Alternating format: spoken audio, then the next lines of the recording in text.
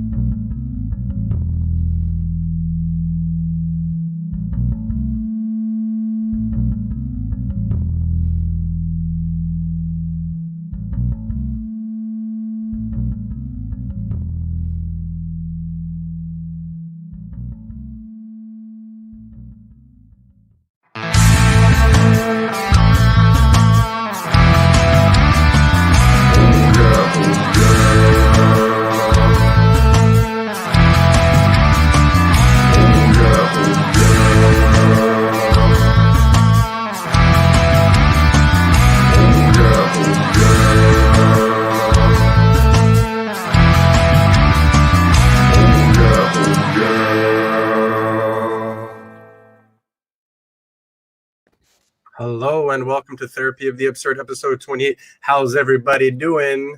In 3D. Apparently I'm in 4D, but my dad explained that to me a long time ago. Well, I'm not going to go into that. So, what anyway? It's been an interesting week. Okay. Boy, has it ever. Tell us, sir. Tell us. I went hunting. Ooh. I know. I don't usually do that. I think it's not. But I had a really like a once in a lifetime chance. So I went out and I shot a teen wolf. Ooh. Yeah, it's a Jason Bateman kind. Oh, yeah. Okay, then that's okay. That's okay. It still counts. It's not Michael J. Fox. We're okay. Yeah, it's above my fireplace now. So No way. You's a fool. I was really listening. Like, I knew better, but I didn't. Dana knows. You should have known better. Dan went hunting. Bullshit. Hunt, this was an apocalypse situation. I would run out of chips and just sit there. He's dying. Get this man some chips. I went for it. How's everybody else's week going? Well, what is it? A few more. What is it? Another March 5th? We have something really big on the horizon. Anyone coming to America too? Right. Ooh. Right. Good or bad, I don't care. I'm watching and bathing myself in it. I don't care. I don't care. You're gonna bathe yourself in it? Yes. I saw a great photo in my Explorer page on I don't know. I feel like my forehead looks enormous. Anyway, that's it. I'm right here with you, Dana. We had it today. That's how I was feeling. Distracted. Yeah. So John Amos and Sherry Headley, who played the bride, I saw this great photo of the two of them, just in the Explorer page of Instagram. And it was I just got excited because I still like two movies that, even though they're doing the TV show, Coming to America is just like an all-time fave because you can't. The only thing you can beat with a happy ending is how funny the whole movie was. Like that's you know what I'm saying? Like it was so good. And then I would love to see a good remake, and I'm not ashamed of Boomerang, but that was, I just remember that was a pivotal moment in my life and understanding life in general. But to the matter at hand, yes, we are excited. March the 5th.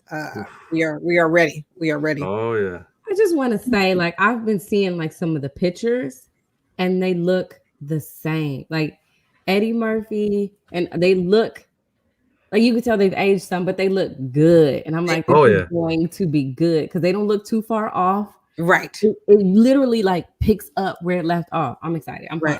I'm not gonna bathe in it, but are we gonna have a return of Randy Watson though? That's all I'm gonna say.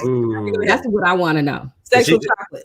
I was just gonna say that. Is that the sexual chocolate? That's sexual chocolate. Randy Watson. Oh my gosh.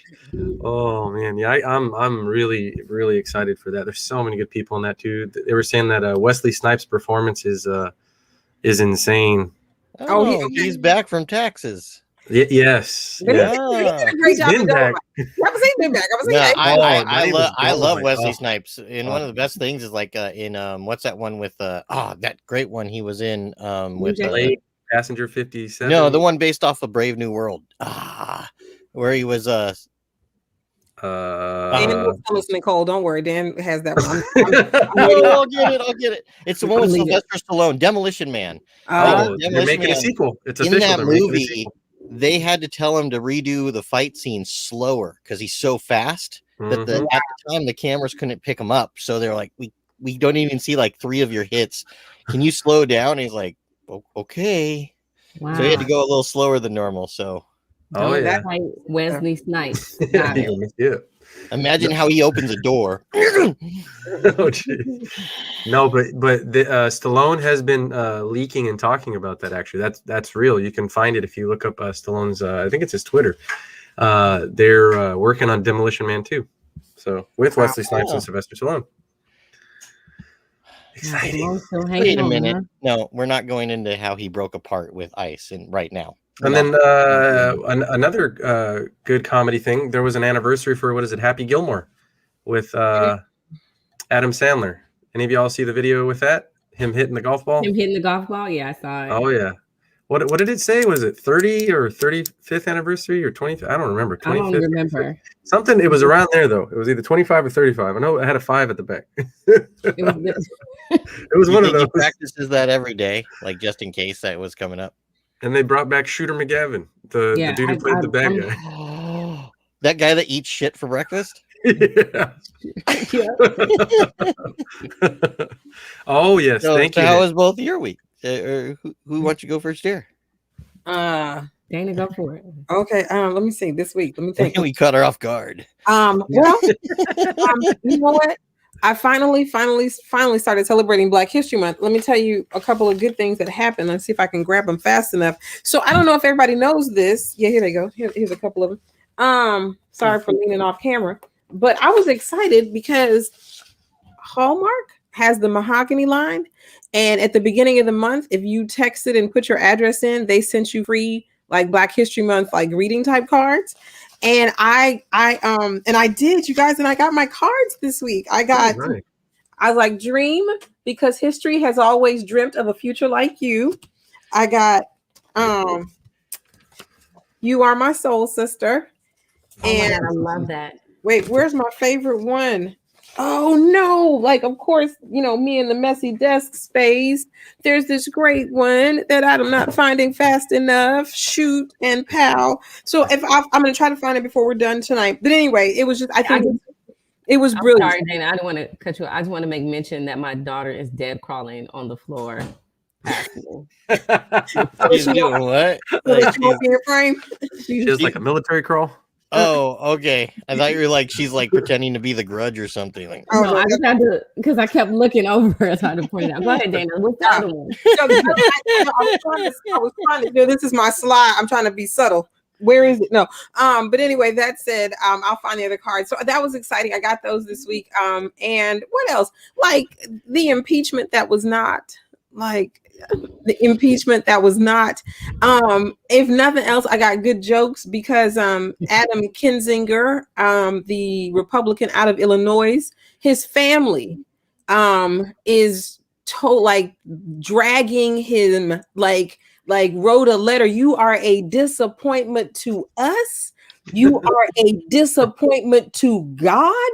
You have joined the devil's army. Girl, I was like, look, wait, what did he do? Because like that, because I've heard either side say that at some point.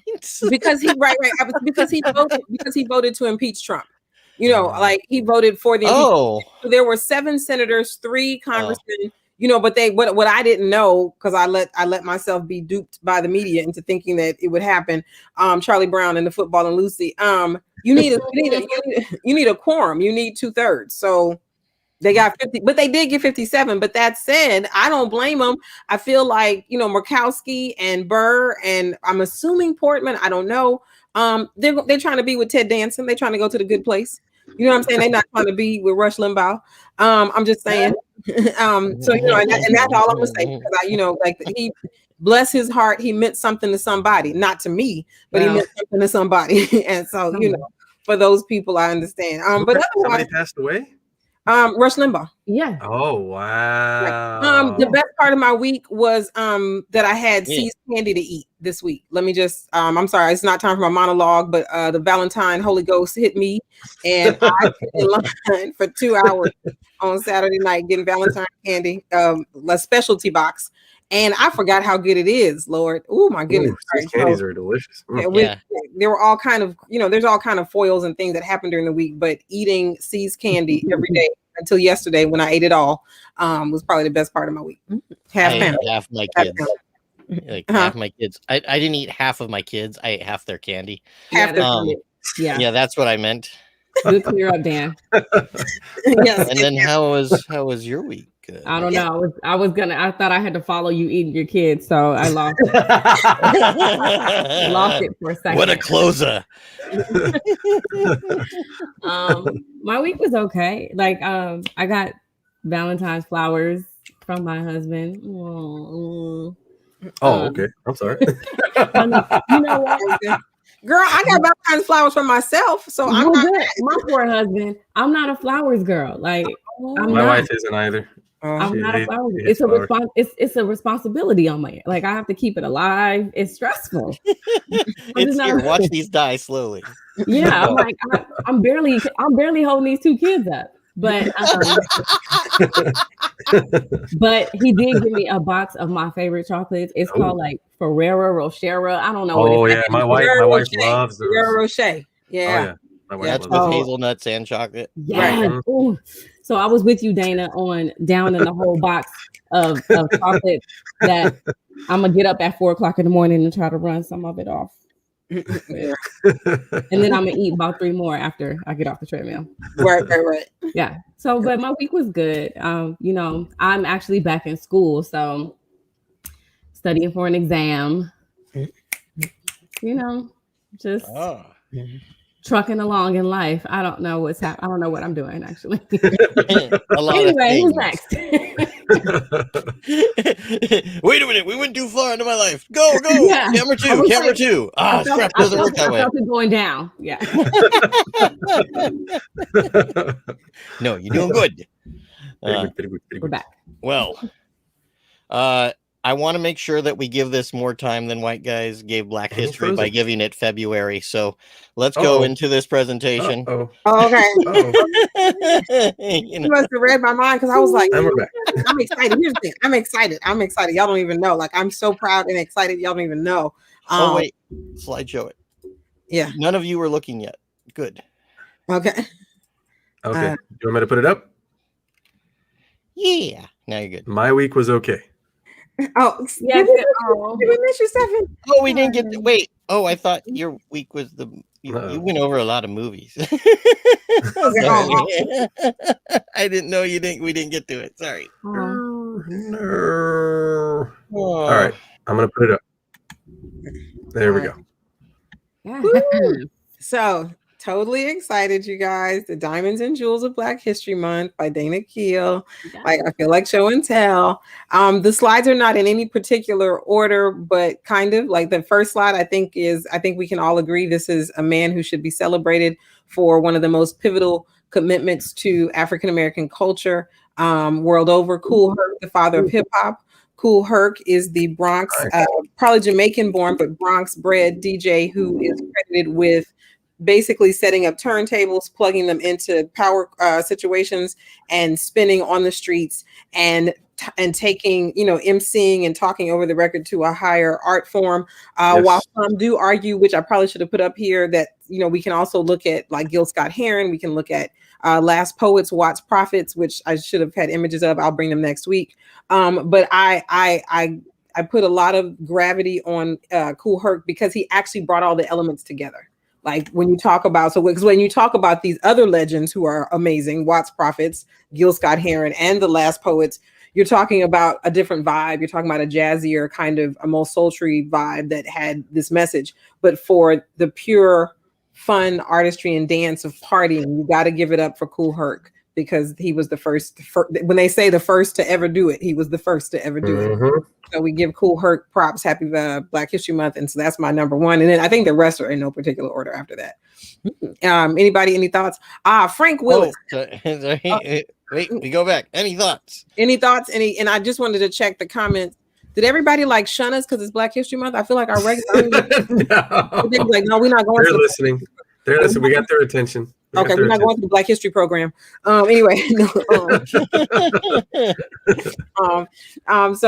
so next you had him up. So we take a serious turn for just a minute. Frank Willis. Does anybody happen to know exactly who Frank Willis is? This one excites me. I want to give him his props. So did he work with so since this says Watergate whistleblower, I thought the name does look familiar. Mm-hmm. But like Daniel Elson or something? Well, so did he work with him? Not that I'm aware of. He was the main whistleblower because there was a break-in at the Democratic headquarters where they were trying to bug the Democratic headquarters. And he, as a 24-year-old security guard, just trying to do his job. Oh, okay. And basically caught these people breaking in. Now, he probably didn't know that they were trying to bug the place. He just was there doing his job. They were trying to break into this in the hotel, I guess probably where the convention was happening, it was 72. And he is the Watergate whistleblower. Never really, unfortunately passed away in 2002 at the very young age of 52. Never really got a lot of, it was kind of a prop. It was celebrity, but that's kind of a mixed celebrity. But I want to lift up Frank Willis on today, February 18th, 2021, as the Watergate whistleblower. Because if anything, you got to give this black man credit for taking a white man straight down. Now, how many times? He made He made That's him why cry. a lot of people don't know it. He made him cry and get in a helicopter. Right. Nixon resigned. I quit. Yeah, Nixon resigned. It's time about to quit. So if anything, we have to put a little cape, little superhero cape on Frank Willis in the heavens and give him some love. So that was one of my Black Legends of Black History. All right. And there's new comments, and I'm ready for the next slide whenever y'all ready. I'm excited. Oh, okay. All right. So this one is a break with tradition. I have so much respect for this woman. I'm judging you. So I feel like for putting a side eye on a. Oh wait, I thought that I didn't read that first. I was looking at the slideshow thing, and I'm judging you. Like, wait, what's going on now? Right. And here's the thing. She's so much more. She's an incredibly brilliant satirist, blogger, humorist, like amazing, has great posts. But I just love that she got the side eye on the book cover. And this was a New York Times bestseller. So again, this is there's no shade. I have so much respect for Lovey Ajayi. So I wanted to lift her up for putting the side eye on the book cover, let you know what time it is. And that's and I'm judging you is it's just pretty much a tomb on like, don't put everything on social media. There's a point where she said somebody put the picture of their grandmother, she said, before they were casket sharp on the internet. Like how you gonna put a picture of your dead grandmother on Instagram or Twitter? And then she said, if anybody put a picture up of me, and I quote, before I was casket sharp, I would be ghost Lovey. I would be turning off lights in your house, turning on water faucets. I would like take all the popcorn and leave you with the corn stuck in your teeth. And like she just like the book it's a lot of fun and much respect for Lovey Ajayi. I think I just heard our new band name, Stefan, Casket Sharp. Casket Sharp. Okay.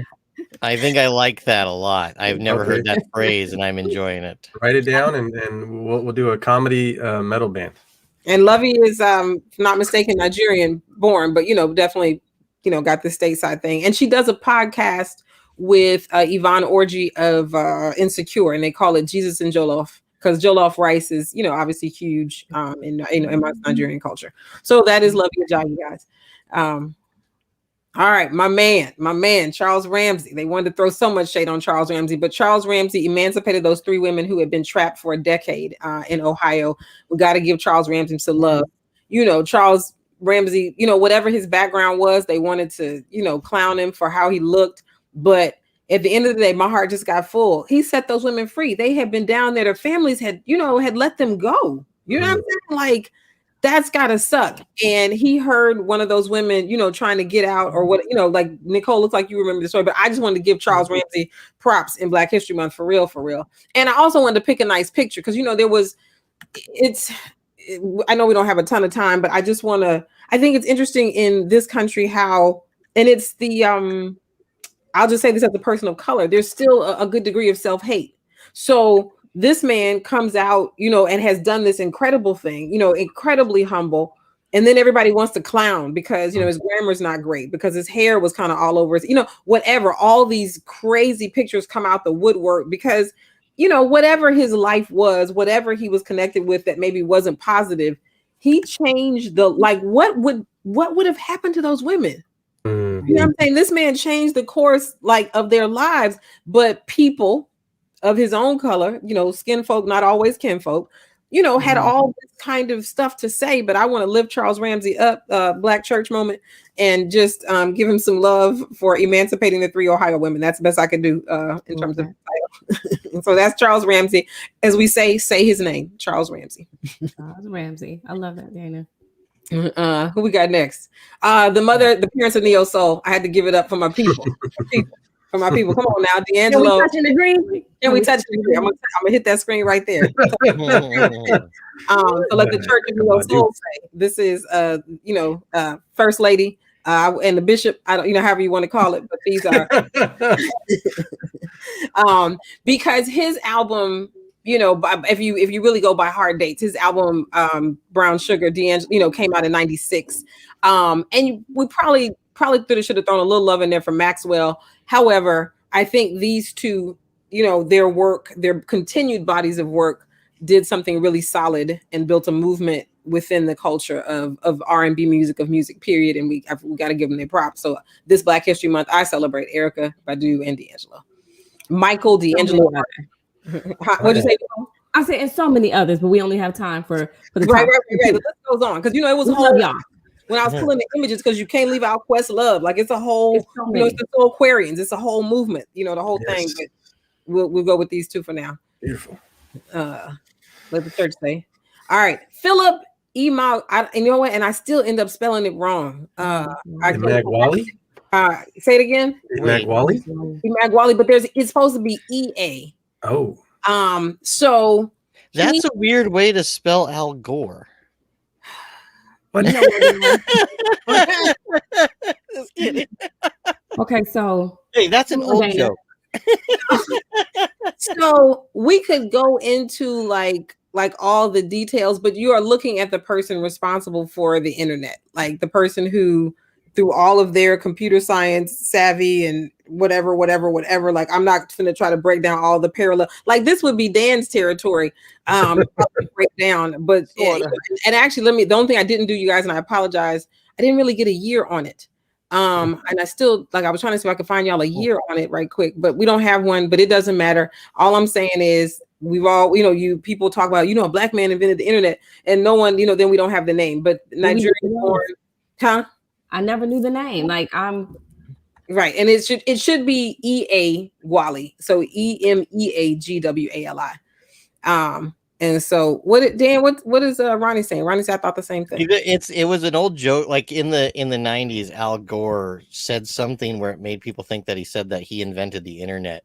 So Ronnie being of the same time period as me, he's like, oh, I thought the same thing right away. Just this. Oh, right. And of course, me, I ain't never heard tell us such. That's what my grandmother said. I ain't never heard tell us such. Ed had a big one in here. Kenny Washington, the first to sign an NFL contract.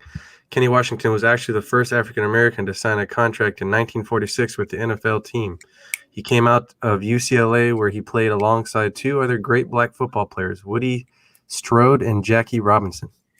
Ed Namrock in the building, my friend. Love me some Ed Namrock, y'all. All right, thank you for that. And I should have put that up. If I'd known, I'd have threw that in there. So we got our man. So the reason we are here today, StreamYard and all, we have Philip Imagwili. I'm not even finna mess it up. We're gonna say Philip to thank for this. Philip. Thanks, Phil. Hope you like Phil. Yes, thank you. Thank you. Who else we got in the slide? It's a Johnson. did anybody know this? I didn't know this. That's a really ornate super soaker. Because obviously that's kind of the original, but just I have to give a few props here. First of all, I know this because why? He is a graduate of my esteemed alma mater, Tuskegee University. So we are some proud folks. It doesn't matter where it's the super soaker or the super toker. They kind of work on the same pressure principle. Right. After I said it, after it fell, I was like, okay, that's not what we was trying to say. We were just trying to say anything in this picture. And so yes, so much love and much respect, mad respect. Tuskegee University is definitely known for turning out engineers and scientists and all that. And I think it's amazing. A lot of in terms of an HBCU that this is something that we connect, and it's a toy, yes, but I think the amazing toy. Yeah, I think the big thing for me and the why I make such a big deal about like inventors and things like this is because I think we need to know, and I wanted to go a little different because I'll be honest with you guys, I am a nerd. My favorite inventor is Garrett Morgan. He is not on this slide, but Garrett Morgan, and that stayed with me that he invented the stoplight. Like that was always for me as a kid a sense of pride that the three color stoplight that we use was invented by a black man. And I grew up in the 70s, so like Black History Month was a big deal, like that stuff on the boards, on the billboard, the bulletin boards in class, and the moment and the everything. My mom was a teacher, so I think that's why, like, even as at this point in my life, it's still a big deal to me to say something. And we know it's 365 days. We know it's all 12 months. We know we've come a long way, but I still think there's something special to be said. So that was Lonnie Johnson. And my time is almost up. I think we only have one slide left anyway, so it's perfect, right? Hey, you got a few more minutes than you think. Oh, I do. Okay, you're good. You're good. You're doing fine. Okay, all right. I feel like okay. Lonnie Johnson. I did him proud. Okay, yeah, Lonnie Johnson. So we actually got two more slides. I just realized. So we want to give a shout out. Lonnie Johnson was the reason kids in the 90s had the best summers. Thank you, Nick. That's true. Triple truth, right? Ain't nobody mad. Ain't nobody mad. We love it. Facts. Nick and I almost drowned each other one summer as Super Soakers. We were really into it. Like, yeah, right in the face while you're down. Like, let me up. No. That's hilarious. That's how we show love. We used to fill up the Super Soakers and go wet people coming out of the club. I know what that is. Grown now. That's what I'm gonna say. As grown up. Anyway, on to the next line. Yes. That is too funny. Wait, but this is true. Dana. I know. I forgot. I lost myself. Sorry. I'm sorry. Dana's on Zoom so often. I'm sorry. All right. So, I was at a restaurant. I was at Shirley's restaurant, and I got some nacho chips to pop in my mouth. I couldn't resist. Sorry. So I want to lift up, let the church say Shirley Hemphill, say her name. What's happening? So this woman is extremely special. She, she's not on the planet with us again, transitioned this life at like under 55, 52, 54. Extremely funny. Like we only saw her, the iteration of her life as someone on television who, did both What's Happening and What's Happening Now. And even and I remember it was very brief. They canceled it, but she did get her own show for just a hot minute. And, but it was short-lived, didn't get the ratings, didn't get the love. But I want to send up love to Shirley Hemphill on this Black History Month because, we just want to talk about, I think a lot of times, even when we talk about women in comedy, there wasn't, during her day, there weren't Black women of broad fame. There probably weren't even really many women of broad fame in comedy, period. And so, whenever someone talks to any of us, to me or Nicole, or, women of any hue, any color, any community, when you look for your representations of yourself, there's just not a lot. And so Shirley Hemphill, I lift up again because a lot of the stories behind a lot of the folks in TV were, coming from comedy clubs, coming from these different places where Norman Lear or whomever, the showrunners and the folks of the day who, had it on lock, 70s TV on lock, found these folks and brought them out here into the world for us. And they didn't come through at a time that was extremely kind or diverse to opportunity. You know what I'm saying? And she and that whole What's Happening crew, they came through at a time where you got pigeonholed in television. If that's where you started, that's where you got stuck, and there weren't very many to break free and have a career beyond the small box.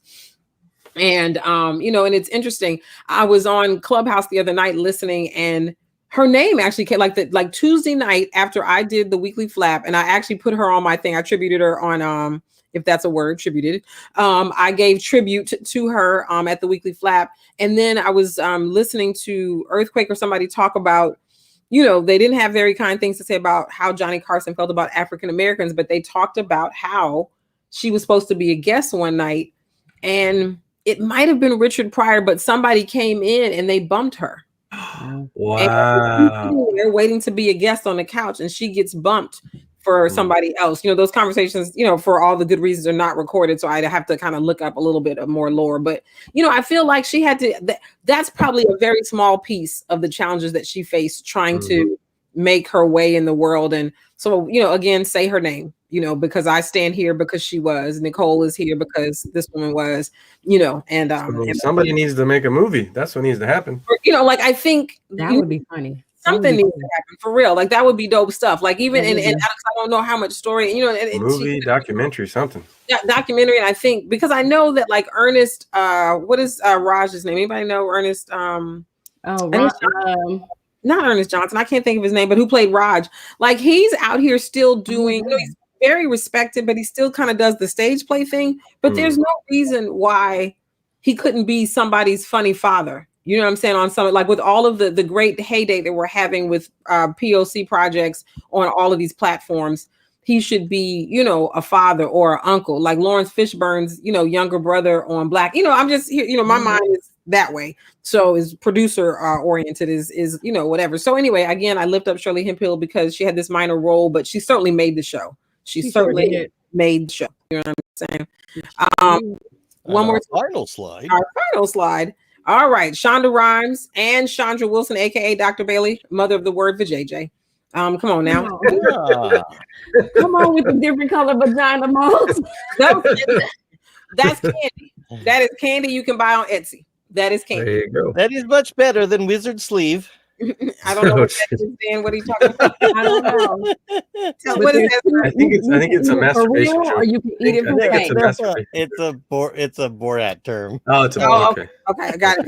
So I just wanted to shout out. Couldn't get away without a Black History Month without shouting out one of our queens. You know, and here's the thing. I think it's at first I was going to switch the order of the slides, but I feel like Shonda Rhimes and Shonda Wilson, they come from a lineage that we can look at as Shirley Hemphill as, as part of that legacy and that continuum, right, of entertainers, performers, and of course, we know Shonda Rhimes is EP and showrunner and all these things, and Chandra Wilson is a fantastic actress.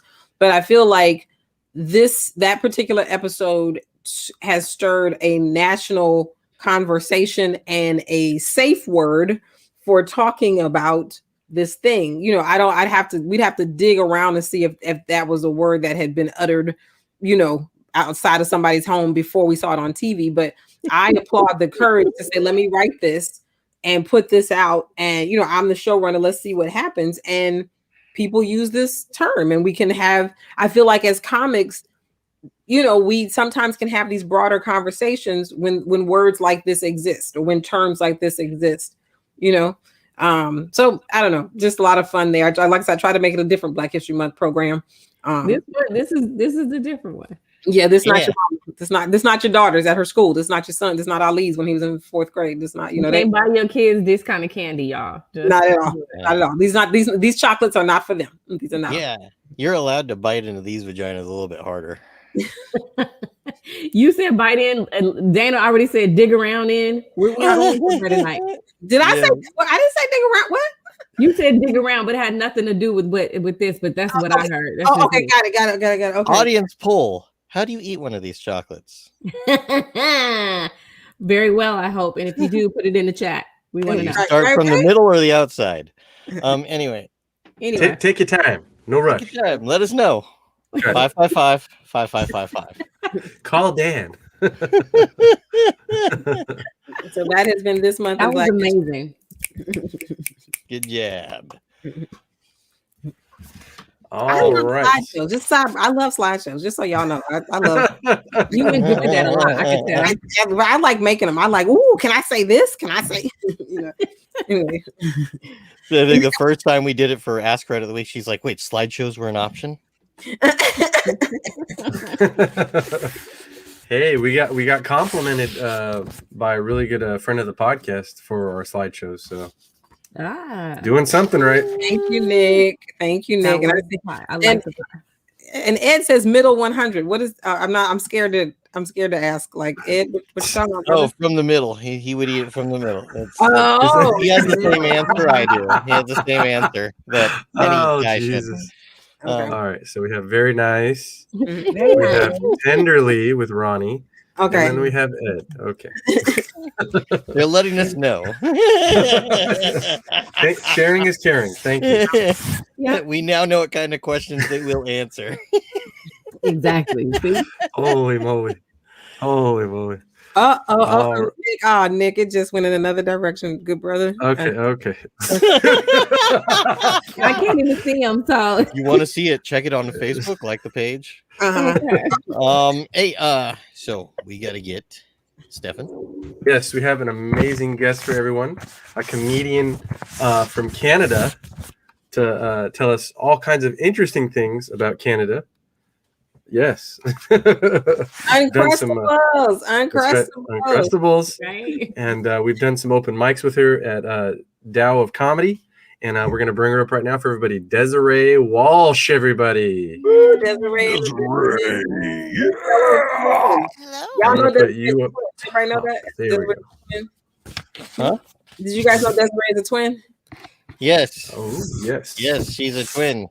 It's true, I am. Mm-hmm. we had 2 twins on the broadcast tonight. Oh, Yeah. Oh my gosh, 2 doppelgangers. Which one of you is the evil one? Let's see. So how are you doing tonight, Desiree? Good. I am doing good. Very good. Yeah. So where what part of Canada are you from? I'm from Toronto, Ontario. Okay. Yeah. So yeah, it's close to sort.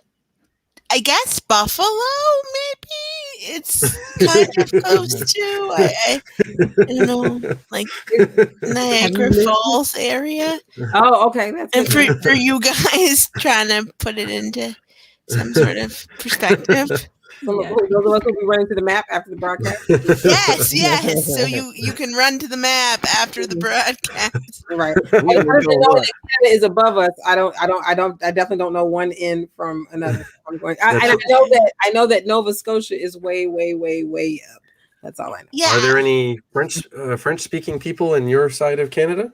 A little bit. Like Toronto's a pretty multicultural, like big city, so there are people who speak French, but that is mostly like Quebec is the French speaking province. Quebec and New Brunswick is bilingual, so there's a healthy mix of like French and English.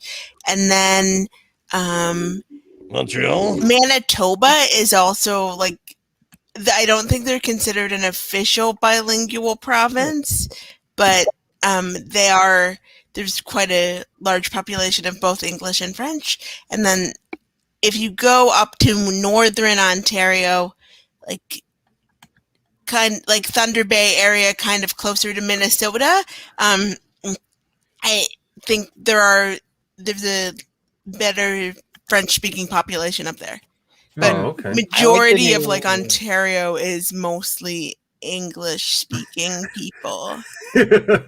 I love the name Thunder Bay. It sounds like a fictional place in a Rockstar game. Like it's like Thunder Bay, named in the 80s by guys who made I can't shows see about what people are writing, so if it's really funny, I can't see it. That's okay. Oh man, awesome. So what drew you into stand-up comedy, Desiree?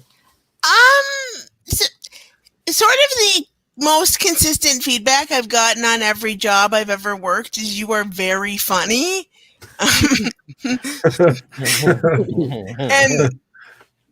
and like lots of people used to tell me as an adult, like, you should go into stand-up comedy. And I always be like, no, like, I don't even know how to reverse engineer that dream. And then I don't know if you guys remember this, but there was a show on the Oxygen Network called Funny Women or Funny Girls or something. I think it was a little bit problematic, but it it was a reality TV show, and it kind of followed around 4 female comedians, like kind of in their journey. And I'm sure like some of it was scripted because I've never seen 2 women fist fight at an open mic. Oh God! But I watched that show and then was positive that like I could not do this. And then I discovered the course at Second City and was like, I might as well try. So Desiree, in America, we call an open mic that you fist fight at the Jerry Springer show. Right. Yes. Or the Housewives. We actually do have that. It's just usually not, I just kind of assumed because it was on Oxygen that it was probably more scripted than it was real, or the editing was super overdone. Desiree, how long have you done stand-up? About 5 years. Oh, okay. Yes. And so just as a little sidebar, you guys, this is interesting. So Funny Girls on Oxygen, 2015. So that was 6 years ago. So whatever. Yeah. So you guys, does anybody like Yamanika Saunders is somebody I actually follow on and have communicated with on Instagram. So yeah, I think she's like kind of famous now. Or right. The rest of these ladies, Scout Durwood, Khalees Hawkins, Yamanika Saunders, Nicole Amy Schreiber, Stephanie Simbari, and Esther Steinberg. So there were 6 women on here. Yeah. 2 women. Yeah, looks like and I wish I knew. This is interesting. I just wanted to this is an interesting thing. It was a docuseries. Anyway, so this is exciting. So you kind of saw this and thought, okay. Yeah. Well, I can fight at an open mic. Let me I'm ready.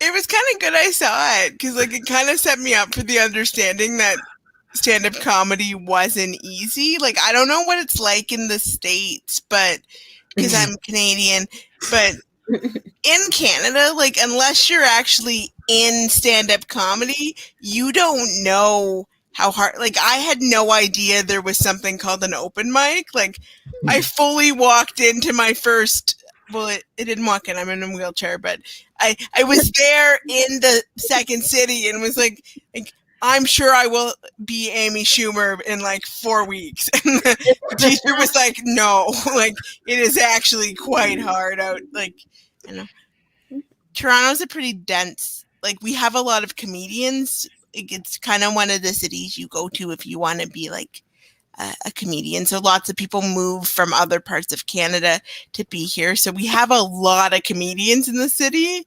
So it's a bit of a grind, as they say.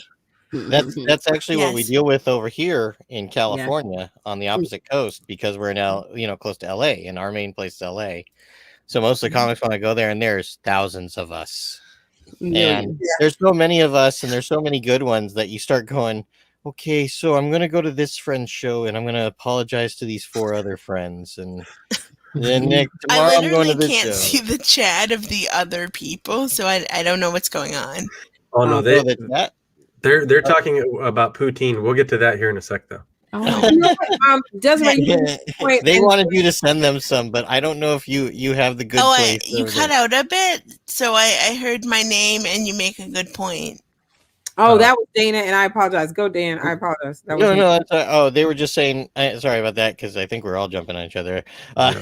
No, they're just saying. Send some poutine. I don't know if she's near the really, really good place for that. So she'll let you know. And and Preston, my friend Preston's looking and he's telling us where we could get it here, but he says it's kind of bootleg, but it's good enough, What is poutine? Like magic question. Yes, I was gonna. The food in Canada. It is fries and gravy and then cheese curds. Yep. And it is very good. It has about 1 billion calories, but it is very delicious. And cheese curd would be. Yeah. Oh, I'm not sure how you define a cheese curd. Oh, you haven't had cheese curds just straight up? I guess while you're making cheese, you got like curds and whey. Okay, you drain the whey, right? Like the cheese before the second, like the last step. Right. Yeah. Okay, that's what that's what I thought about curds and whey. Over here we have chili cheese fries, which is basically it's not the same. I wouldn't say it was the same, and I'm waiting for some place that makes chili cheese steak fries. By the way, if anyone knows, let me know in the comments. And then I wish I can remember because I do have something to ask Desiree, but I saw like Instagram, on that Explorer page. It's busy, man, and I clearly spent too much time over there. But like they did fries, like green onion, like brisket, and then another layer of fries, and then cheese, and then potatoes, and then something else, and then like more brisket or some other kind of sausage. Like I was like, what is going on here? Like called a beautiful orgy of the mouth. There are many different versions of poutine, and so that. I don't know what. So Desiree, I don't even know if that's what it was, but if that's kind of what poutine is, this is just then that was probably an IG from Canada or something. But I just was like, maybe. I have a question. Sure. Why is it called poutine? Because why? Poutine is a French word. I do not know what it means, but it originated in Quebec in 1956. The only reason why I know that is because they had a Canadian commercial for McDonald's that showed the timeline of poutine, and my dad's born in 1956, so it was easy to remember. It's a French word. I don't know the exact translation, but that's why it's called poutine. I'm probably saying it wrong because I speak with an English accent. Nicole, it sounds. So I think that's worse. Yeah, Nicole, it sounds like a euphemism to me as well. That's an English or a French word. I assume it means loosely translated fries, gravy, and cheese curds. Yeah, it's called deliciousness. Preston has a question. What live comedy in Toronto like right now? Is there live outside pop-up shows, or is it all on hold in Canada? Right now we're pretty much in lockdown for Toronto. We have a pretty high count of cases. So it's mostly if you want to do comedy, you do it on Zoom.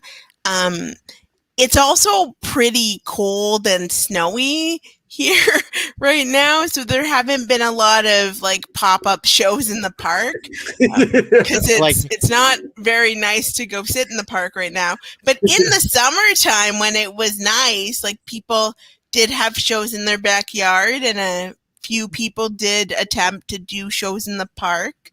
I don't know about the States, but the issue of the park being public space was a bit of an issue. Well, we did have a lot of people did try to do more stuff like that in the summer when it was warmer. Right. And we also had less cases in the summer, so I think it was a little bit better. Wow. Yeah, LA is not doing, or California in general. Yeah. Case-wise, is not doing too well either. Well, there's a lot of people that moved to Texas so they could do live shows, but right now they have the same problem with Canada. It's very cold. It's very cold and power Very is cold. out. And Probably so, not as cold as Canada. It's just that we're not used to it. But they're having like 4 degrees, 6 degrees. They're having a tough time in Texas. Check if you got friends in Texas, check on them. And my folks in New Orleans were just like, we don't know nothing about wrapping no pipes, baby. Like we don't. That's not baby. That's how but they're like wrap the pipes. We don't know what that is. In New Orleans, they had to cancel. Mardi Gras was canceled. Yeah, I mean, when I was it was going to need to be anyway. Yeah, it's really canceled. It's really super canceled. When I was in high school, wrap the pipe was totally something different. Holy Right. Lord. Oh my God. Before we let go completely of poutine, apparently, it comes from they just kind of the word pudding in English is kind of where poutine comes from. And in a straight translative way, poutine is basically a mess. So then it was that's what the word. That would make sense. So the idea was that it was a pudding, with French fries and gravy, like literally, Your poutine is a mess. Yeah. Your poutine is a mess. Oh my Lord! That's what tastes the There is best, all right? too much gravy on this. Too much gravy on this. I tell you. Extra gravy. Yeah. Nicole's like, wait, you said something about gravy? We're done.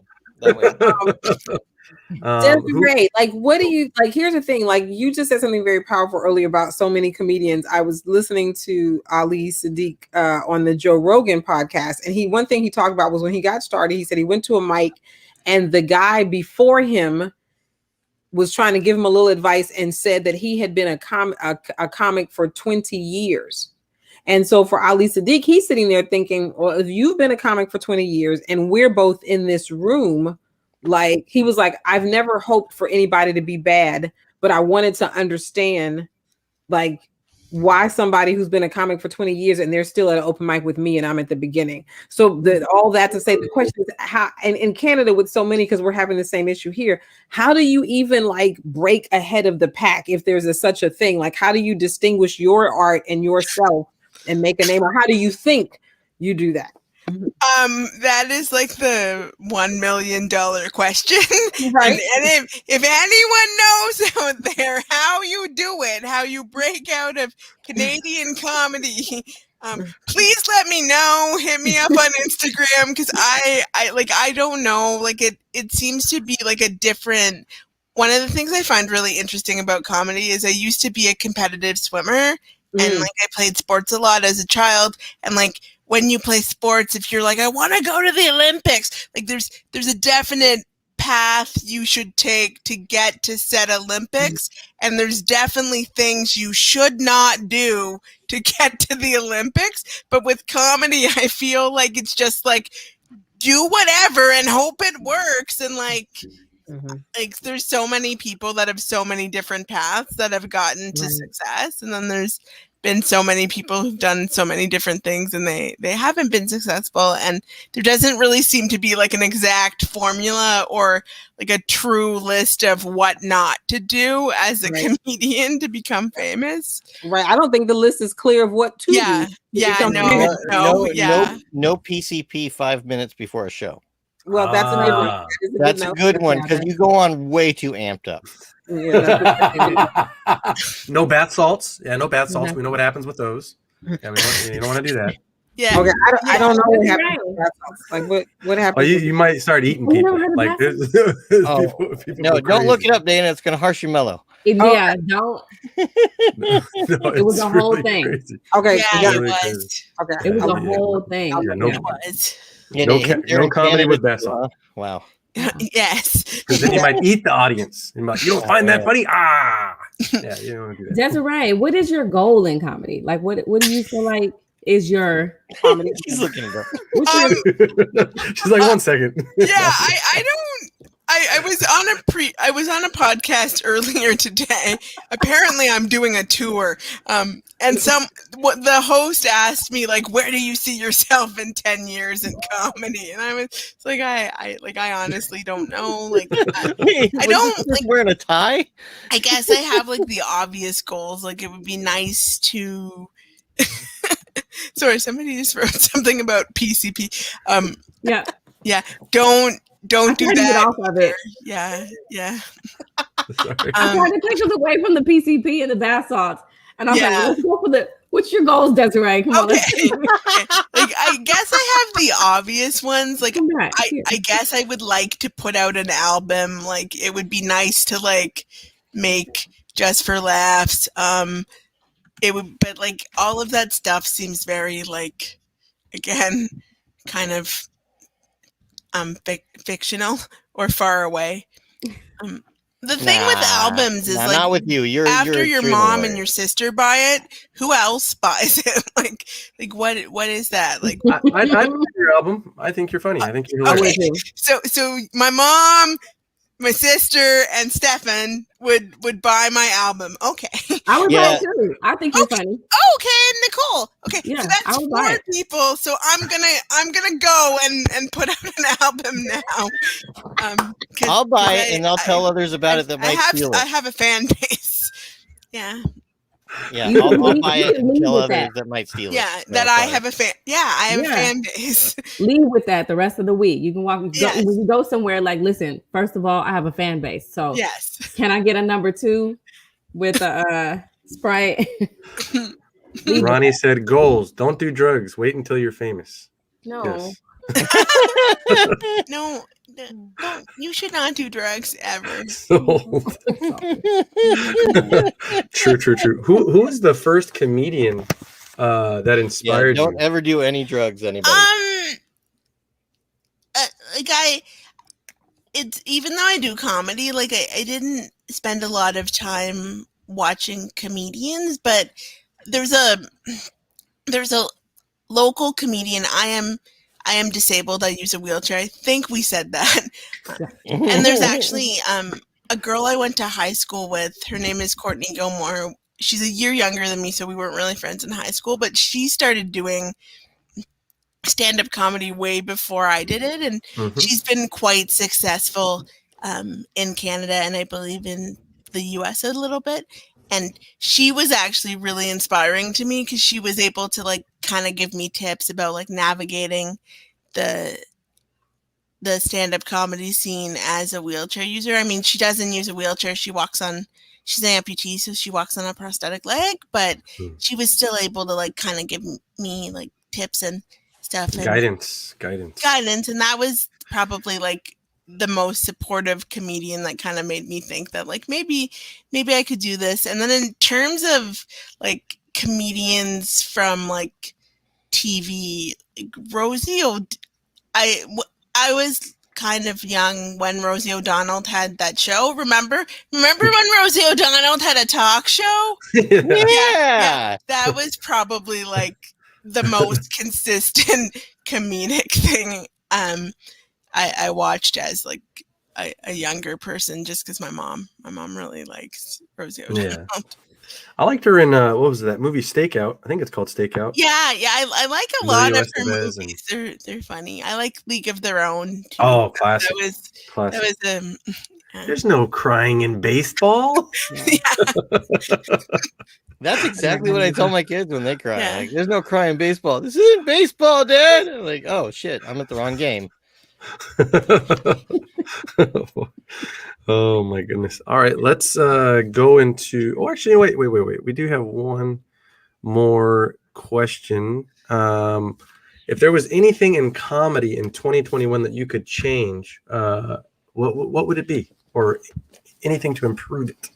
Oh, actually, it's very ironic because in 2020 and 2021, because of the pandemic and Zoom, like Toronto, the landscape of Toronto in general is not very accessible for wheelchairs, and thus, because that's not accessible, like comedy, a lot of venues are not accessible just because Toronto isn't very accessible. So Zoom comedies really opened up things for me. So I'm actually having a lot of fun. Like I've gone from performing like 3 to 4 times a week to doing like 4 mics in a night. Like I average about 11 mics a week now. Wow. Hey, that's worthy of an applause. Hey, man. So even though I'm getting like, at least I tell myself I'm getting a lot of practice and I'm going to get better. But I think sort of if I could change one thing, it would be that the air was not poison and we could go outside and like you could be with people again and comedy wouldn't be like an extreme sport anymore is what I'd really like, is if comedy could just go back to being like an activity rather than being like, I want to go to this open mic outside or like a show outside, but I'm afraid I'll like get sick. Like I wish the fear was basically, I wish COVID wasn't happening, but I still got the experience of meeting like all of you and enjoying the Zoom environment, which I think we might get to sometime, but I don't know when. Oh, yes. I'd love to come out to Canada and do stand-up comedy with you. I think that'd be awesome. Yeah, that would be fun. Oh, we can't hear you, Dana. Oh, we can't hear you, Dana. Oh, what about now? Oh, yeah, we can hear you. Sneak in one more question. Okay. Yeah. Desiree, what would you say? Because you've been having a big Encrustables conversation lately. We want to hear more about that. But inside of that, I'm curious as to how do you source your material? I've been having on a lot of groups I've been on chatting and writing groups. We're all talking about where material comes from and these kind of whatever. Where would you say your material is sourced from? Okay, well, in the before times, it was very much, I did a lot of comedy about being in a wheelchair and like kind of how people treat me as a person in a wheelchair. And that was like sort of my bread and butter of comedy. And then I started learning more things about America from Americans, and American snack food has really changed like my comedic voice, if you will, because I just have so many questions and like I learned some things about your healthcare and so much I do not understand. Neither do we. Yeah, so it's been like that's mostly where I get my material, is from being disabled and meeting so many Americans and learning about how you live. Or don't. Yeah, we call it living. Yeah. We're doing okay, I think. I mean, we're not like, Does Cole need to come on now? Oh, no, you're good. No. You're good. We're going to do your segment. You're giving us a perfect, you're giving us a perfect segue into this. Because, sorry, Cole. No, we're good. We're good. We're good. We're on track. We're on point. We're on point. Communication. But all of a sudden it feels like we're at a mic. Like, what's the clock? How much more time? You got the light. You got the light. But here's the thing: is you brought up, learning about America. So I'm going to bring up a few little things. We're gonna talk about this, and we're gonna see what you think about this, because one of the greatest things about Desiree is she has gone to open mics with an idea for an act, and then what happens is she hears about something in American culture, and then her act she throws away the jokes for that act. She uses her 5 minutes to go, what the fuck is up with that? For 5 minutes. I can't hear anything. Oh, it might be. I can hear you now. Oh, sorry. So just it got real quiet. Oh, sorry. And I whisper to remedy how quiet you got. Yeah. Can you hear me now? Sorry. So, but yes, Desiree, she learns about him. Sometimes, instead of doing her 5 minutes, she'll go off on something she learns about America, and it's always beautiful. So we're going to try to induce that today, because this is great. Can you still hear me, Desiree? Desiree? Uh-oh. Desiree, can you hear Dan? Hello? Can I hear Dan? Mm-hmm. Can you hear me? Hello? I don't think so, because I can hear you. Oh, are you okay. on the, is she on the phone? I can hear. She can hear me, but she can't hear you, Dan. So if you want, you can. Can't hear me. Oh, Yeah. no. We can hear you. Here, poke my face. Tell her to poke my Yeah, face. I on can't the hear screen. Dan at all. I can only hear you guys. Oh, okay. She said wow. she can only hear us, but she can't hear you, Dan. Oh, I'm in the void weird. again. But Stephen, we can hear her. You don't have to translate for her because we can hear her. So Oh, okay. No, Yeah. no. And Okay, we can Dan, hear can you. you hear her, Dan? but Dan can, yeah, Dan can. I can hear everything. Hi, Dan. Okay. Hi. Can she hear me now? Can you hear me now? Come on, Octave.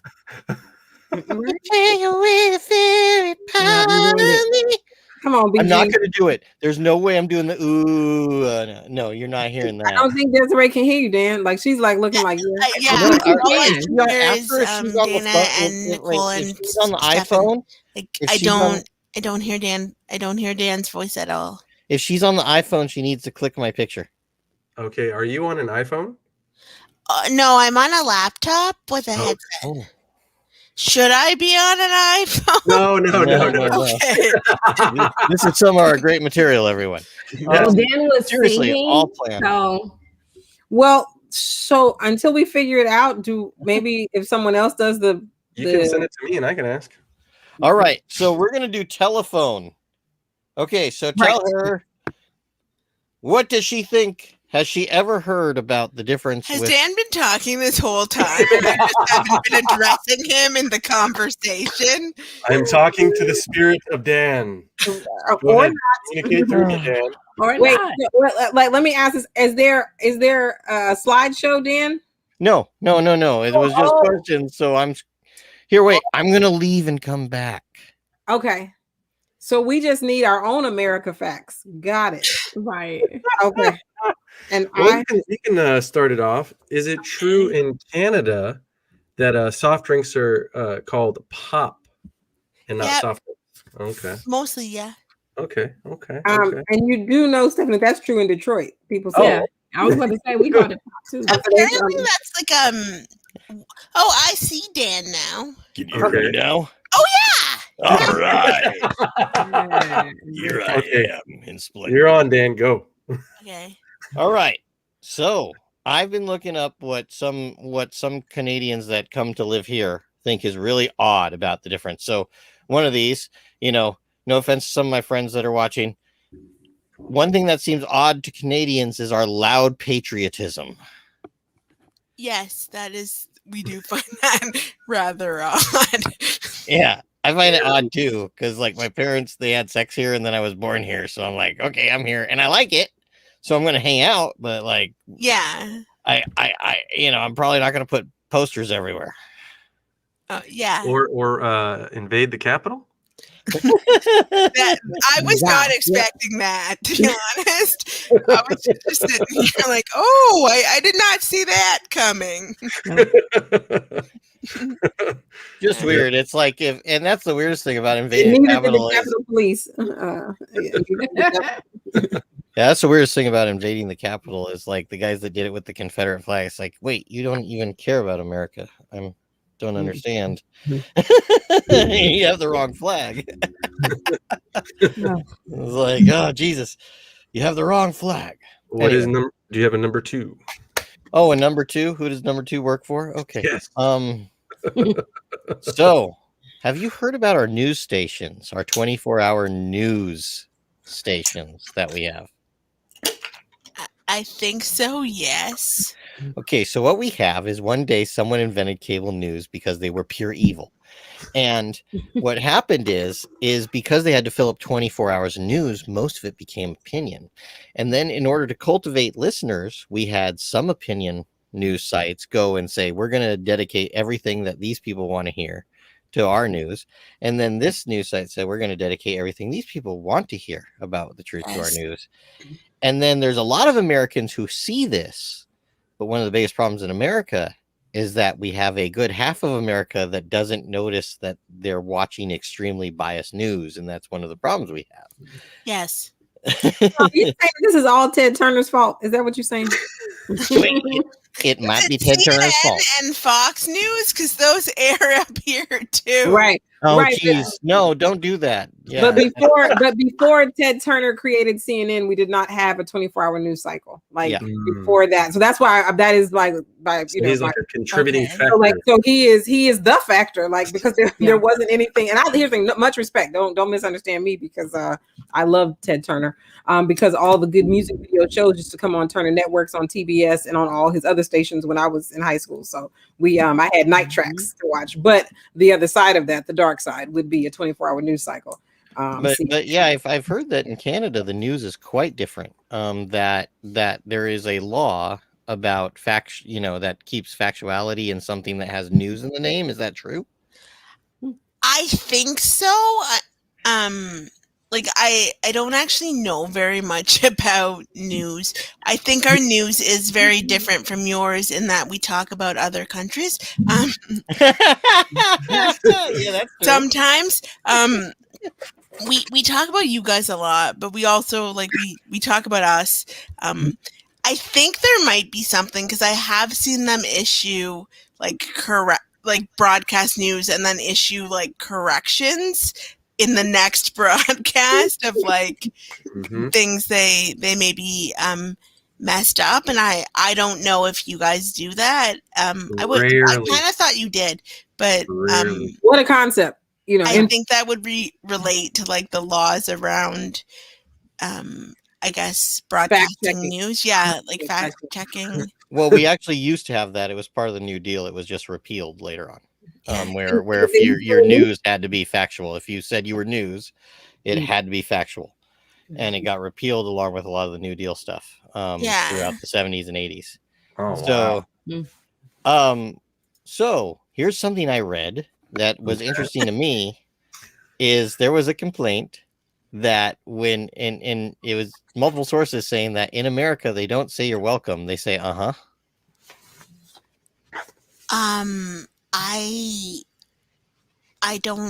I have not spent enough time with Americans to know to definitively say if you guys do not say you are welcome. However, I did hear an American comedian do a joke to that effect. So and he was American, and so I am led to believe that might be true, but I personally have not experienced the instead of you're welcome. Yeah, is you're welcome is it something that's important enough over in Canada to where hearing something different would kind of throw you off? Yes, I think so. Okay, because I say no problem because I've always thought it sounds less formal, and it's a short way of saying not a problem to help you. Yeah, that's fine too. We say that. Oh, okay, cool. I can hang out in Canada and not offend anybody when they say thank you. Yay. Yeah. Because it's hard to retrain me at this age. Okay. Okay. Have you been to America before, by the way? Yep. I have been to America. Okay. I used to competitive swim back in the day, back in the day. And which day was that? Whenever people say back in the day, and which day was that? Would that be the day 10 years ago, 5 years ago? Like which day? It's one of those days. February 17th, 19. No, which day are we talking about? It was probably I think I stopped in 2008, so a long time ago. Oh my god. Yeah, but so I've been to San Antonio, Texas. I've been to Baltimore, Maryland, I think. Mm-hmm. And then I've been to Baltimore. Whitewater, Wisconsin. I've been there. I used to play wheelchair basketball, and we went there for a basketball tournament when I was 11. And then I've been to Florida. I swam in university, and we did a training camp. The first 3 years, or the first 2 years, I swam. I swam on the team in Florida.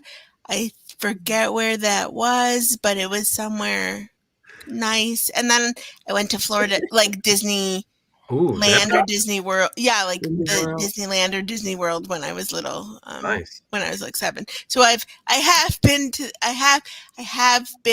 the US. Okay, there.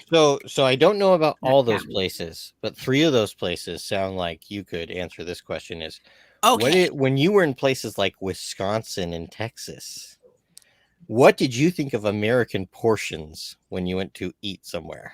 Actually, that is funny because you always hear when I was in Wisconsin, I think you guys were still doing like traditional normal eating sizes because it was like back in the 90s. But that's something you always hear about the States is like you'll get a bucket of pop and the portions are so big and oh my God. And every time we went to the Olive Garden at one point in Baltimore, Maryland, and I was disappointed that my portions were not the size of my head. Like it was a very reasonable portion. Like it was a restaurant portion, but it wasn't something I would call like it was not like I didn't feel the need to take a picture of it and to be like, oh my God, it's so big. So every time I have gone to eat at a restaurant in the US, I have been disappointed by your reasonable portion sizes. And finally, I have to share with you one of the delicacies of this great land because you are a fan of our Uncrustables. Yes. Our Pop-Tarts, our Goober Grape. Yes. You are a fan of all these things, and I must show you a delicacy so fine. Costs about $6 a can, and it will only last on half a box of Ritz crackers. Let me share the screen here. This beautiful thing. Have you ever had? Oh, putting it up. The Easy Cheese. I have not had the Easy Cheese. Oh, this beautiful thing right here. Oh my Lord. So my favorite is they have a bacon and cheddar Easy Cheese, and what this is an aerosol cheese, probably filled with a bunch of stuff that would get you high if you held it to your mouth for too long. Yes. And it only, it's only going to be on like 20 crackers, and then it's gone, and it costs $6. But man, is it a great thing to have twice a year when you're not afraid of cancer. So I think you need to get your hands on some of this and tell us about it, including with your experience with the Uncrustables that you've had so far. It's just a peanut butter sandwich in a circle. Yep, that's all it is. Yeah. And just so you know, Desiree, McDonald's did not start supersizing until 1992. So if you visited the States pre-90s, then that is how you probably, or early 90s, you missed the movement that they set in motion across this great land. It would be supersizing. Now the Big Gulp, on the other hand, has been around since 1976. So at least you could always get a trough of soda from. Yeah. I have. There was a comic on a Zoom show that had McDonald's, and he had like a bucket of pop, like like a literal bucket of pop. Like I think it was like this. Like it was a bucket. Like he could have. I don't like. I hope he's okay. We're fine. We got used to it. Yeah. We put this shit in our system. We're fine. Like, right. Oh my God, I need to send you guys this meme that I posted. It's like there's this, and Desiree, I don't know if you've seen this. And Nicole, I know you have Dan, Stefan. So there's this little baby, African American baby, that has this grown-up face with the little hair bonnet on, and the expression is a grown-up expression on this baby's face, and it's like perplexed. And so what everybody started doing was, once they found this picture, they started putting everything up there on that baby. Like even with the R. Kelly, like they put the caption was R. Kelly wanted me, like it was just all kind of crazy expressions. The last one I saw, and I'll have to, I'll see if I can grab it before the broadcast is over. It said, "You're afraid to give me black seed oil, but you give me hot Cheetos." Like I posted that one because that facts. You know, and it's also without going into vaccine conversation. Like people are worried about what's in the vaccine, but we eating hot Cheetos and Easy Cheese. Like, come on, like for real, you worried about? Yeah, I mean, and look at what Ronnie has brought up also in that comment. Yes, we have a convenience store that does a fill your own cup day where you're allowed to bring in any container that you can fit pop in. I'm using the words of our guest here because the language of my people. Yes, I'm being from your native land. Yes. I will use the words of your people. Actually, it's actually the words of my relatives in Washington State as well, up north in America. So what's it called? But there's people that will bring in like the whole Gatorade cooler and just get a whole bunch of energy drink. Wow, that'll kill you. Yeah. Oh my god. That's a good way to die slowly and painfully. If you have to choose, I recommend the PCP first. I live here and I did not know that existed. Wow. So you can bring in any container? Yeah, on Fill Your Own Cup Day. They get pictures of people bringing in full coolers to pour like a whole thing of, and it's just it actually makes them. It's a good publicity stunt that they do. But anyway. You must have a lot of soda to pull that off. Marketing. Water and food coloring. And again, this is from our beloved 7-Eleven where the big gulp finds its home. So the big gulp is a double bucket. Right. But that's crazy. All right, you guys, I have to send it and maybe we can look at it. I'm going to send you guys the picture of the little baby with the expression, because I think everyone has seen this, but if you have not, you need to see it. And Desiree, I think you will get a big kick out of this baby's face. Okay. I'm gonna send it to our beloved, and then at whatever point we squeeze it in.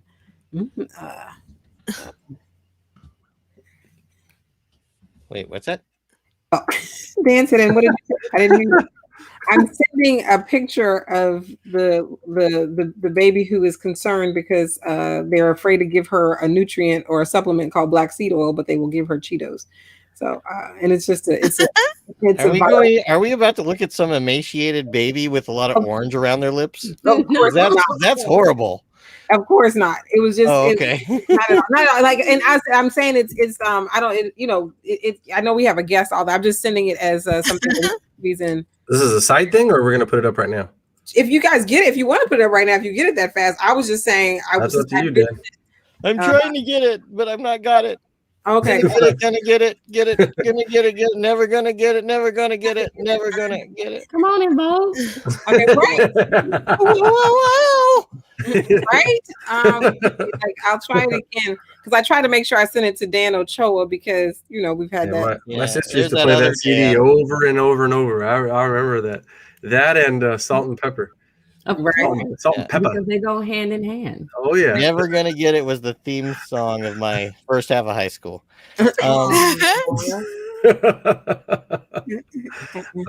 Dan. It turned out all right. I'm good now. I was the exact opposite of you, Dan. All right, now don't rub it in.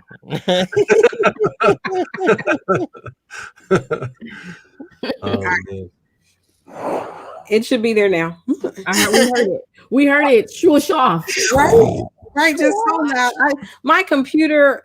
Where are all the Apple people? Any Apple people on here? Desiree, are you Apple or you PC? No, PC. I'm PC. My wife is Apple. I love Apple, but man, they want to update you. And then when they update you, I have to go in here and I had turned off all sound notifications because it's just too much. Like it's all kind of pings and dings. But then of course when they upgrade you, they you have to start over. I just checking on everybody. So I'm doing something real quick. I'm trying. I'm almost there. It was just real quick because I don't want to get in the way of anything, but I got it. I'm going to share it on this thing. It's there. I just had to not put it right on my email so everybody could see all the spam I get from places telling me I could be a little bigger. So there we go. Got it. That's cute. That face has become like the meme for everything. That's funny. She's cute. Yeah. Right. Like that expression has grown up for real. Like she looked like She's definitely on her 7th lifetime. Right. first saw it, I was just like, somebody put that on that baby's face. But then I was like, look at the eyebrows. Like that cannot be. They have to. I gotta show you a picture of my daughter.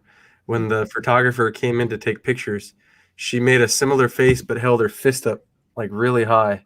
I Yeah. mean, this reminds me of the face my daughter made the first time she had to be around Dad during taco night. Oh Lord, It's like, poor child. Dad, is that you or what is going Yeah, on? leaky pipes in the house. Leaky pipes. It's not me. No, it's the neighbor. I'll go get him. All right, I'm gonna. That's Anyway, good. Very cute. I'm gonna stop sharing now. Very so cute. I just thought it was. We want to thank Desiree for coming and hanging out with us and Yeah, having thanks fun for with us. having me. We love and appreciate you. Thank you for hanging out. Thanks. Thank you, Desiree. Do you have any shows coming up that you want to promote or tell anybody about? Yeah, on Saturday I'm on Mommy Needs a Drink. Yep, it's February 20th at 9 p.m. That's 9 p.m. Eastern, not 9 p.m. your time. Yeah. And if you have a That's flyer, 6 p.m. our feel time free. for those who need the Do math. I have a flyer? If Yes, you have a flyer, feel free to post it on my timeline or any of our timelines. Okay, I will. And is Canada all of Canada on Eastern time or no? No. No. Right. The Ontario is kind of in the middle, and then we have like a West Coast like you guys, and they're on West Coast. They're on Pacific Standard. Pacific Standard, and then I think the East is either some of them are like us, or some of them are like Central Time, like the Chicago time. Right. Yeah. Yeah. Or Mountain, I think. And then they're as wide as we are, and then we have Alaska. Yeah. I just in my mind, I think I've just met because I've seen a map before at least twice. So in my mind, I just had this notion, despite how it does defy gravity, that like most of the people I meet are from the East Coast. So then I was like, well, is any I was like, and that's why it came up for me, because I was like, well, they're as big as us, so that means that they should be divided the same way that we are divided. This is what I was thinking, but it just seemed like everybody that I ever talked to from Canada or met or anything, everybody's packed on the East Coast. And I began to think, well, am I tripping? Because there's nobody that talks about, that I've met or whatever. So it's just that I haven't met enough Canadians. That's all that's happening. I think that's it. And then sometimes when we're in your country, we tell you we're from Toronto because it's like a recognizable city. Got it. Yeah. So some of those Canadians might have been fibbing to you. They might live in Vancouver. Got it. Yeah. But definitely. Oh, sorry. No, I was gonna say, so nobody's on West Coast time up there. Nobody. No, there's a whole other West Coast side of Canada. Definitely, there were, but then we got Alaska, and then they moved away from it. Definitely, when you get a chance, post that flyer up. I'll make sure to share it with everybody. Okay. When you can, Desiree. You guys got to come check her out. Really funny stand up. Hello. Again, thank you so much for hanging out with us, Desiree. No problem. You have a Ronnie beautiful had a night. question. Did you see that stuff? Oh, yes. Let's see here. Was it Mommy Drinks? Why Mommy Drinks or Mommy Needs a Drink? Mommy needs a drink. Mommy needs a drink, Mommy Ronnie. needs one drink. A drink. And everyone in the chat, make sure to check out my timeline for the flyer. And I just posted it to you. Okay, thank you. And I will share it, and I'll share it with everyone here. Okay. So you guys can check her out. Yeah. You can hear the Encrustables and the awesome Canadian stylings of Desiree Welsh. Yes. Thank you. Yeah, thanks. Have a beautiful night. Ray. Thank you. Let's see here. And check her out right there, Desiree Walsh on Instagram. Right She's there. got an underscore at the end of her name. That's very important. So at Desiree Lisa Lisa Walsh _. Yes. Some respect on it with that underscore. Yes. All right. And now we have another amazing comedian with us tonight, who have also had me and Dan have had the honor of sharing the open mic stage with. And he does some running shows at Flappers, and he's basically a guy that I would introduce as a guy that when he starts talking, you're going, okay, I got to hear this story. And There that's you go. definitely a great way to introduce Coleslaw. Right. That was Hello. great. Hello. That was a great introduction. That was, I don't know if I can live up to that. Thank you, Dan. My stories have to be incredible now. They have to be really good. I feel like I'm going to disappoint, but thank you very much. Yes, If you're thank you ever for doubting it, you go to that one about going to the rest home, and everybody's rolling during that. Oh, That is yeah. that's one of my favorites. That's good. Yeah, that's a good one. That is a good one. I don't know if I have a story that could even top. That is one of the good ones. One of the better ones. Oh, okay. But- Well, you're under the pressure tonight, so I know. you got the email right. Yeah, I got the multiple emails, and they all said bring the best stories you have, and they have to be new. And I brought that. I got it. I'm ready. I'm very excited. So Stefan, Yes. you had a first question. Oh yes. What drew you into stand-up comedy? Yeah, I saw that question on the email, and I didn't. I was preparing an answer in my head, and I didn't really get it ready. Because I don't know. Just like a comedian. Sad, yeah, I know, right? This is a perfect comedian. Oh, I didn't have anything, but I'll do 5. I'll do a 5 tonight, 5 minutes. Yeah, I could do 5 or 7. I can stretch. I feel like it was just. I always love making people laugh, but there is a difference between like you can make your friends laugh and then you can make strangers laugh. So I knew that difference before even thinking about stand-up, and I always thought I could never make the strangers laugh. I could just make my friends laugh. And then I did improv a little. I did a little improv at Groundlings, and that was fun. Groundlings. Love Groundlings. Yeah, they're great. They're a great school, and our teacher was stand-up, and I met a bunch of stand-up comedians. And they were really, really funny. They were way funnier than I was, but they're like, you should at least try it. Just go. And I did an open mic. And I know there's a bunch of comedians who are like, I did one open mic and I fucking killed it. I didn't have that experience. I bombed hard and I hated it. I hated every second. And I got off stage early, but I just kept doing it because I thought this might be something that I could do. And I got one good open mic under my belt, and I was like, you know what? I could do this. This is fun. And now I love it. I can't not do it. Yep. Yeah. I don't know about you guys. Did you guys have a similar experience? Did you kill it your first open mic? No. No.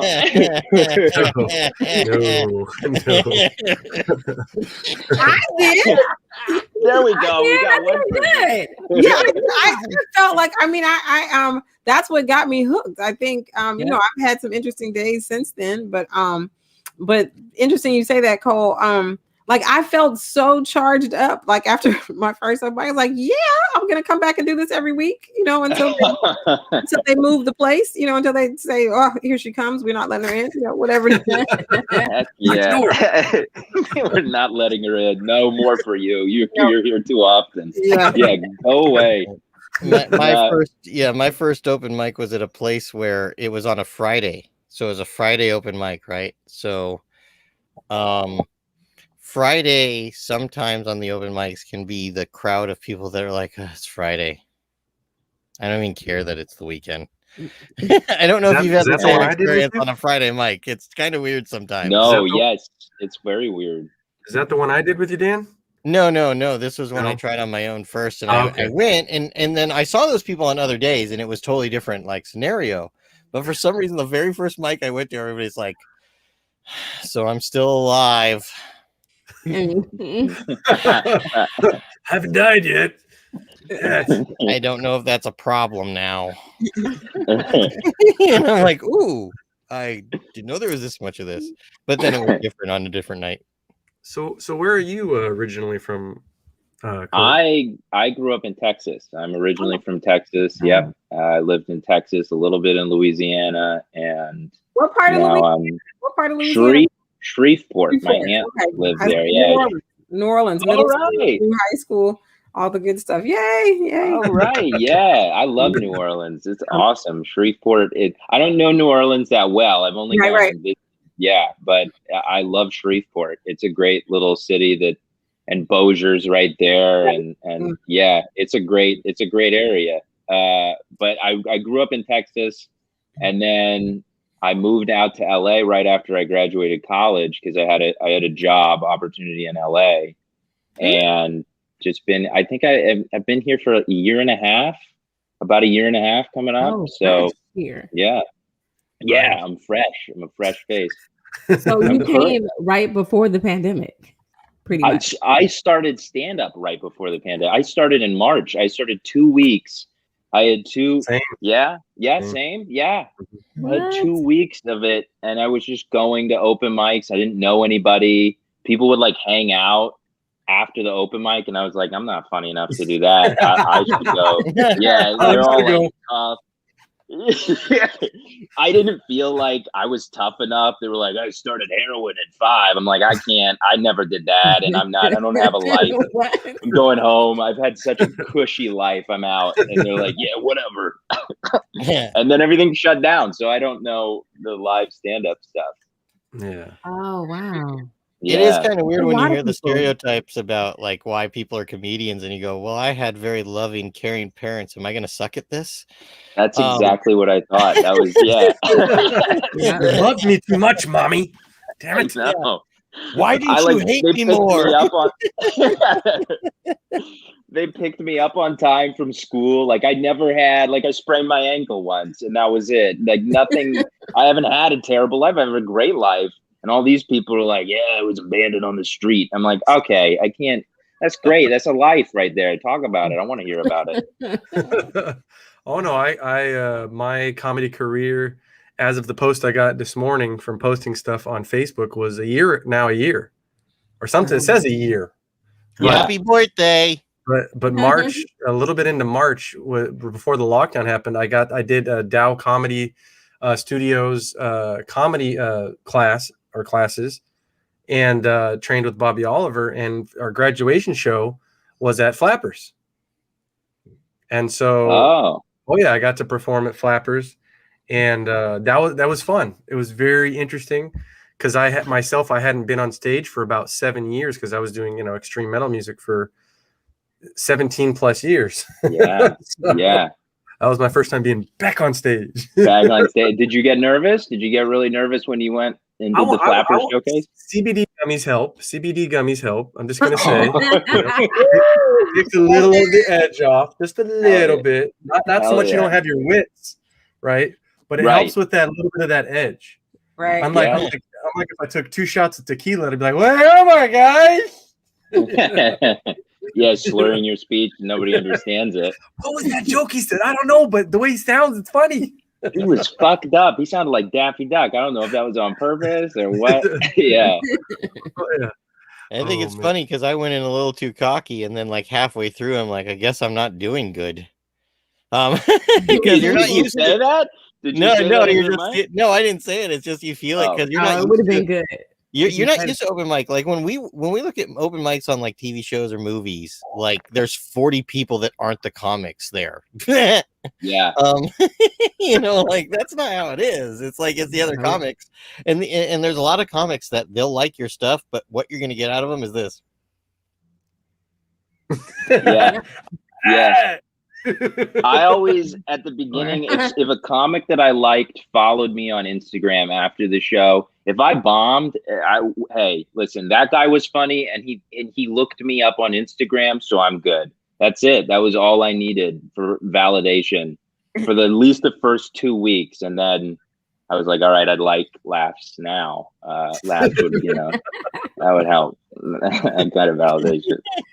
Who was the first comedian that you've ever saw or that really influenced you?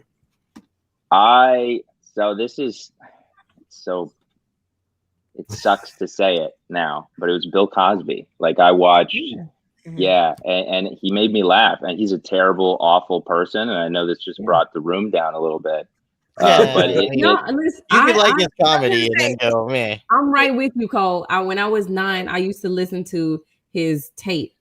Yeah. Like every night, like that I would take my bath, and this all sounds so horrible now. But I would put my little tape recorder in, or my taper like in the bathtub while while I'm listening. I would listen to Bill Cosby himself all the time. He's a great comedian. He's a great comedian.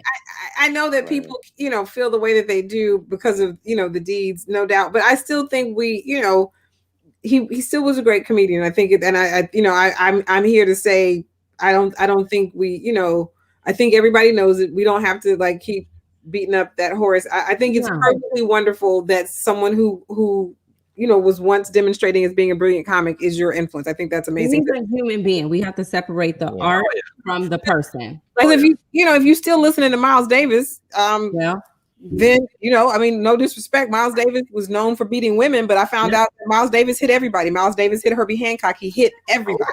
Like that. He hit everybody, so it's not about man.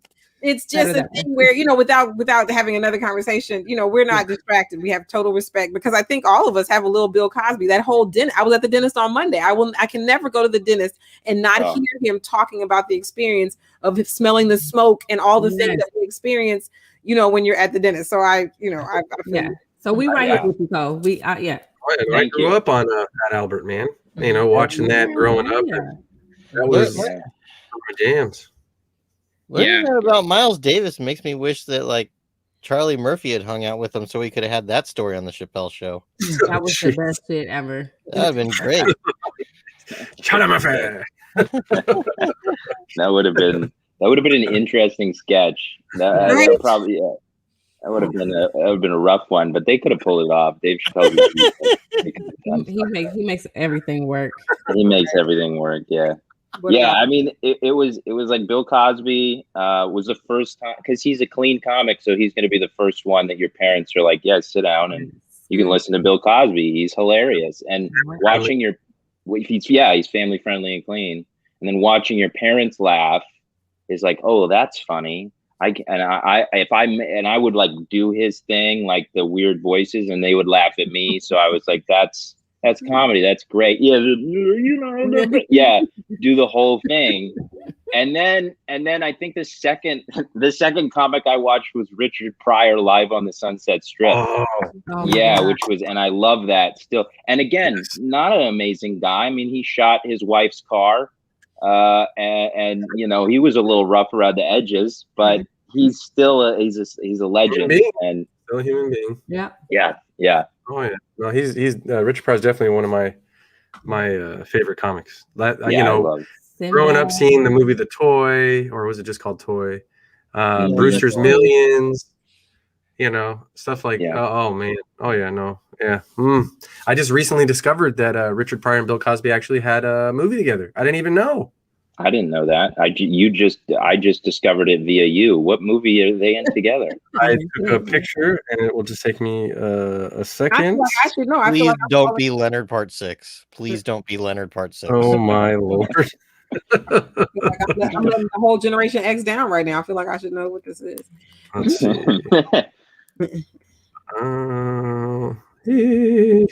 It didn't want to show up in my phone. It says you lied. You lied. Do you mind looking it up there for me, please? I'm trying to get to it because I'm like mad because I'm not. We all looking. Ed just said what it's called. California Sweet. Sweet, right? California Sweet. Ed's got it too. California Sweet. Sweet as in place that you meet business partners. Hotel. Yeah, I didn't know that they had a movie together, and then I was rummaging through this digital video place like we do now, and I saw it pop up, and I was like, "Whoa, this is a bomb cast." Let me just say this, and this is I gotta say this: the cast is freaking amazing. I was about to cuss, and I feel like this movie was like this type of cast was so emblematic of like the 70s, that period, because I mean, I'm a Gumball Valley kid, like these movies where you have like a ton of stars doing this one thing. So this cast is freaking amazing. Like Alan Alda, Michael Caine, Bill Cosby, Jane Fonda, Walter Matthau, Elaine May, Richard Pryor, and Maggie Smith. Come on now. Yeah, wow. Great actors. Oh, Luke yeah, Wilson. Did you say Luke Wilson? Luke Wilson is in it, and he's a child. He's a baby. Like, Flip you guys, Wilson. yeah, I'm a baby and stuff. You guys pretty cool with that, or? I don't know what Oh that wait, is. this is a different. Oh wait, that's I'm Owen looking at a Wilson different as a movie. baby. Damn it. And I don't know what I'm y'all talking about. How do we get the Wilsons in here? No, I just thought that's what he said. I thought that's what Cole said because he's looking at the same time. No, I thought he I'm said looking. Luke Wilson. I'm looking at a different movie. They have multiple movies together. This is Uptown Saturday Night. Yeah. Was Richard and Bill were both in the Uptown Saturday Night? I mean, I know that was Yeah. Sidney Poitier. I didn't realize. How come I didn't realize that? Like, though, that's Yeah. Wait, so Classic. that had Luke Wilson in it. No, it's No, not. No, It's, I said Flip. Shut up. It's not Richard Pryor wasn't in that one. That's what I was gonna say. I didn't grow up knowing that Richard Pryor was in Uptown Saturday Night. That's Uptown Bill Saturday Cosby. That's Sidney Poitier. That's Harry Belafonte. If I'm not, Yeah, right. Yeah. I can't let the generation down now. I gotta Well, stand up. Wait. Well, let's be clear. Help us, Cole. Help me. I've got it on my No, he's phone, in but it. you guys have made me doubt the computer. Okay, I'm sorry. That wasn't the goal. You don't believe everything you read on the internet, Cole. I did not. That's what I'm saying. They're confident. I'm looking at the cast. Wow. Okay. I did not Yeah, know yeah. Richard was in that. Like they've never. That's not every time they talk about Yeah. it. He's in so many movies now that I didn't even know existed that I'm like, okay, I need to get on that. I need to watch that. Right? Well, now I don't know if this is accurate. You guys might be right because they've also listed Kevin Hart, and that's not right. That's not. No, That's I not don't see that possible. on here. Is it? I don't see that on here. But He's okay, on the. He is in everything. But I Well, he's will on the say Oscar. I don't remember. I do Get in there? remember Uptown Saturday Night. I don't remember Richard Pryor being in it. but But he's it's been listed as years, supporting. so- He probably has a bit role because the main cast was Sidney Poitier, Bill Cosby, Harry Belafonte, and Calvin Lockhart. Supporting cast. Cole, thank you for raising me up, man. Flip Yeah. Wilson, Richard Pryor, Rosalind Cash, who we love, Roscoe Lee Brown, the man, Paula Kelly. You know, like if you know somebody on here besides Flip Wilson or Richard Pryor on this list, everybody in here get a black card. If you recognize these are Roscoe Cash, Roscoe Lee Brown, Paula Kelly, like those are some of our main 70s actors that don't get their just due. Lee Chamberlain, Joe. Now the rest of these names I'm not, I don't really know, but this is interesting. All right, I've been educated. Me too. Cole just dropped a Black History bomb on us. Right. You're welcome. And You're you welcome for that. and you get a black card. No, just thank you. This type of interview only at Therapy of the Absurd. That was totally by accident, but you are welcome. Yeah. I was looking at the wrong film. I was talking about a totally different one. Yes, Ed. Thank you. I am self-appointed. Thank you, Ed. Black card commissioner. I am. And those are facts. Those are facts. I take my job seriously. Yeah. Yeah. Let me see yours. You laminated your high school pass. This is not it at all. Oh, boy. So if there was something in comedy in 2021 that you could change, what would it be, Cole? Man, probably not the one to ask because I'm so new at it. But I don't know if people could hold the mic not on their chin. I would appreciate like when we get back out there. Because this thing with the pinky out and they're like, hey, so what about end tables? And it's right here and they're spitting on it. That just hold it out here. It's a microphone. It'll pick up sound from a distance. Yeah, germs as well from a distance, but less here. This is gross. He's making out with a mic if it's here. So, yeah. I've seen people hold it on their mouth, and it's like, you're not playing a trumpet. You can put it further away. Yeah, if you're gonna put your mouth on the mic, best idea ever. Buy your own mic and bring it to a show. Yeah, that's what I was gonna say. That's Stefan and I, being death metal vocalists who have had to hold it close. Yeah. I have always bought my own mic and brought it with me. I will use my own. No, you don't want this after I use it. There are mic condoms. I'm trying to get my hand. I didn't open it because I did an outdoor show Friday.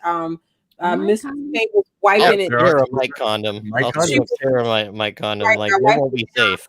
But they did have mic condoms, and she gave me. I just said I would try to look up where to get them, where to order, where to order more. I know Okay. Dow Comedy Well, that's also has as well. Yeah. Oh, okay, got it. That's a solution, and that works. If you have a mic condom on and you put it, then you can do whatever you want. Just don't like mouth it, don't throat it, but you can put it here. That's fine. Yeah. Or we should just like start switching it up. Everybody come with your own mic. You walk up on stage, you click your shit in, you say your shit, you click it out. That would be great. That would be really good, amazing. especially if you kill. Just rip that shit out and Right. walk off. Yeah. I want that to go right there. Yeah. Right there. As long as people don't know it's the first show, like I'm taking this with me, and you're the first one up. Right. Yeah. Bring that back. There's no other mic. But yeah, I mean, but that's the thing is, yes, for a comedy show, I would hold it farther away. I mean, you don't need that. You're not getting over amplifiers and drums and stuff like that. When you're doing like vocals for loud metal, you have to have it close. So yes, definitely, Stefan and I probably have the same courtesy to other people. Brought our mics. Oh, yeah. And Now, so why do you have to have it close for death metal? I'm gonna stop doing this move. I'm gonna just know Because, what I'm talking about. The death metal voice is actually not really loud. It's more of a synthetic thing, and so you don't do it super loud. You do it kind of quiet. I mean, not everybody. There are some people that are loud, but then you have to get over you have to actually isolate yourself from the rest of the loudness on the stage. So you tend to have it pretty close. That's it. Got it. I didn't know that because there's a lot of yelling. It's death metal, right? But it's more of a throat. It's more of like back of your throat kind of yell, and it's softer. I'm interested. I've never been to a concert. Have you ever done a silent scream? Like you're just pretending to scream, but you go, "Oh no!" Oh yeah, and it just sounds loud. That's how you do it. It wasn't actually done loud. So, little lesson and for you guys would bring your own mics for that. That's very courteous. Oh, Did others do that? I don't see that. That's not a common thing. No. I wish it was more common. From here with it, it might be. Oh yeah, your diaphragm. If you don't do it right, you're punishing yourself in about a year, 6 months to a year, because you're going to develop some severe polyps if you don't do it correctly. So it's very operatic in that sense. There's some people who don't do it right, and they won't be in the game a very long time, or they're going to have lots of surgeries. We talked about this in another show. If you're doing inward breathing while you're doing something, yeah, that's how you get those problems. Circular breathing, right? Circular breathing. No, just you should always be breathing out when you're going to yell or do anything that sounds like it. Like, don't breathe in to do stuff, which is good for doing the raptor voice. I can still do it. I just don't do it often. Breathing in is good for raptor voice, or breathing out? Breathing in. Anyway, I won't do it. Yeah, everybody was disturbed by that. Yeah, it sounds like I just did the version of a troll getting stomped, but there's a much louder, longer version. So, so tell us something about you that we don't already know, or our audience doesn't know. Okay.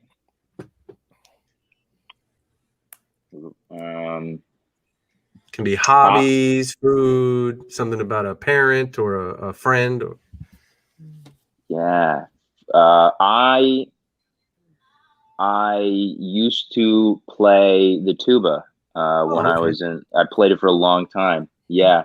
Thank you for the snaps. But that's the kindest response to I played the tuba I've ever gotten before. Snaps. No one has been like, really? No, I'm automatically intrigued. Like my godson plays the tuba. I think it's dope. I think it's dope too. Let me just say this: like, you are Shreveport. I know you guys have a Mardi Gras celebration, but a big part of Mardi Gras music is the horns, in particular the tuba. So I love the sound of the tuba, and there's nothing better. Like, I haven't watched Jimmy Fallon in a while, but like, the Roots Crew is a band, and they have a dude that does too. Like, I think it's so fly. About to cuss again too. I think it's fucking fly. So the snaps this is the highest praise now. Come on, Cole. Maybe you don't know. Okay. I didn't know that was the highest praise, and now it makes me feel much better about it. Yeah, nobody has praised it before. When you play it now, you have to say it with confidence. Like, yeah, I play the tuba. Like, Sorry. tuba, motherfucker.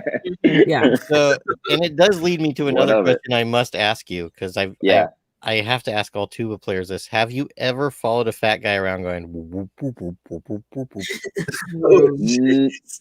No, I have not because I'm not a good fighter, and you would immediately. I mean, if that guy had if he wanted to throw hands, I'd be dead. I'd be gone, and the tuba would be injured in the process. So there's no way I'm going to do that.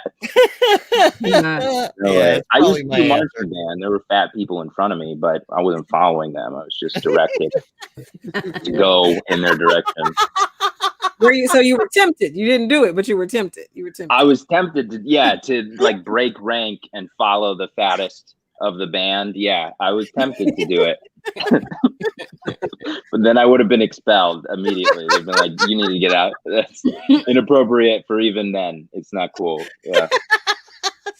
And it wouldn't be. I'm not saying don't do it in real life. It's just the visual of hypothetical people makes me laugh. I'm kind of a dick. Sounded Sorry. like the crocodile that follows Captain Hook when you were doing that. The sound. Oh yeah. That's what it reminded me of. I like the tuba too. Oh yeah. But no, the croc makes it's a clock in it, isn't it? Dun, dun, But I think there's a tuba in the background music that drives the bass for that. Oh, area. well, I don't wouldn't follow a crocodile around either because that is infinitely more dangerous than a fat person. Yeah. Especially if it took your first hand, like it took one of the hands. Yeah. Oh yeah. I don't think I'm gonna mess with that crocodile anymore. Yeah. I would not. I would not do that. I don't like reptiles. Then again, I don't know if the Revenge Center would kick in. It's very complex. All right. So we have something we're going to do with Cole right now. Should classic comedy movies... Oops, wait. Let's take that down real fast. We're going to fix something really quick. Oh, bang. There we go. And that was funny all on its own. There we go. Should classic comedy movies have remakes? Thoughts by anyone on the panel?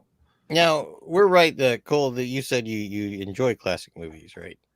I love classic movies. I love movies in general, as long as they're good. Yeah. Yes. And I would say, like, when and I hope you take this as a compliment, but if they did remake Ferris Bueller's Day Off, Yep. I think you've got it. Yep. Oh, me? Yeah, you could do all the monologues. Perfect. I got you. Ooh, as Ferris, or am I the sick guy that can't get out of bed? No, you're Ferris. Ferris No, Bueller. you're not Cameron. You I don't know if you don't feel bad that I said you're no Cameron. You're more of a Ferris. It's Right, you are. You're way more of a Ferris. Yeah. If I was casting, I would cast you. I could see it easily. Matthew Broderick. Yeah. Yeah. Yes. The problem is he's still alive, so we would probably go to him first. He doesn't do it that way anymore, though. So you got to bring that back. He can be dad. Yeah, dad, even better. Yeah, he's the dad, and I'm skipping school. Okay, There but I you go to a private Son of Ferris school. Bueller. Son of Ferris Bueller. Or something like that. Ferris Bueller's Day of Karma. Oh, there you go. Of course, Dan has turned it into an evil, like we. But that's not really a remake. That's where a the sequel. school finds him at the end. Bueller 2. Bueller 2. Bueller 2. Bueller. That's good. Well, let's write it. That's good. I'm down. If I get to play Ferris, I'll help write it. That's great. And if we can get Matthew Broderick on board, that'll be a challenge. But we could do that. Yeah.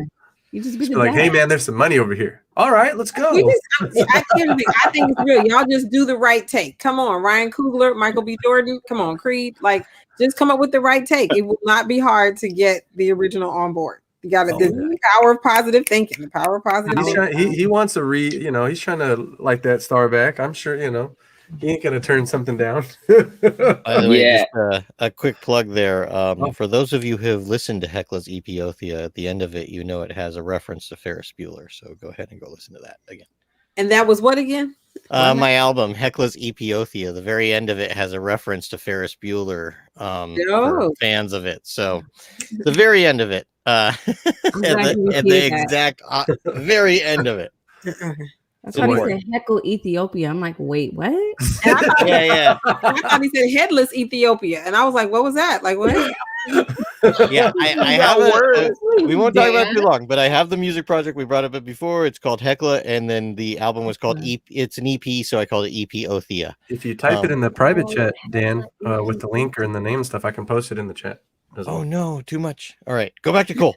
Okay, so Heckle what are Ethiopia. your That's thoughts on terrible. the remake that they're doing for Planes, Trains, and Automobiles, starring Will Smith and Kevin Hart? Thoughts? Anyone on the panel? Looking forward. Can't wait. Yeah. I'm waiting for the speech at the end. You know, I'm a good guy. People like me. My wife likes me. Like, I want to know who's doing that one.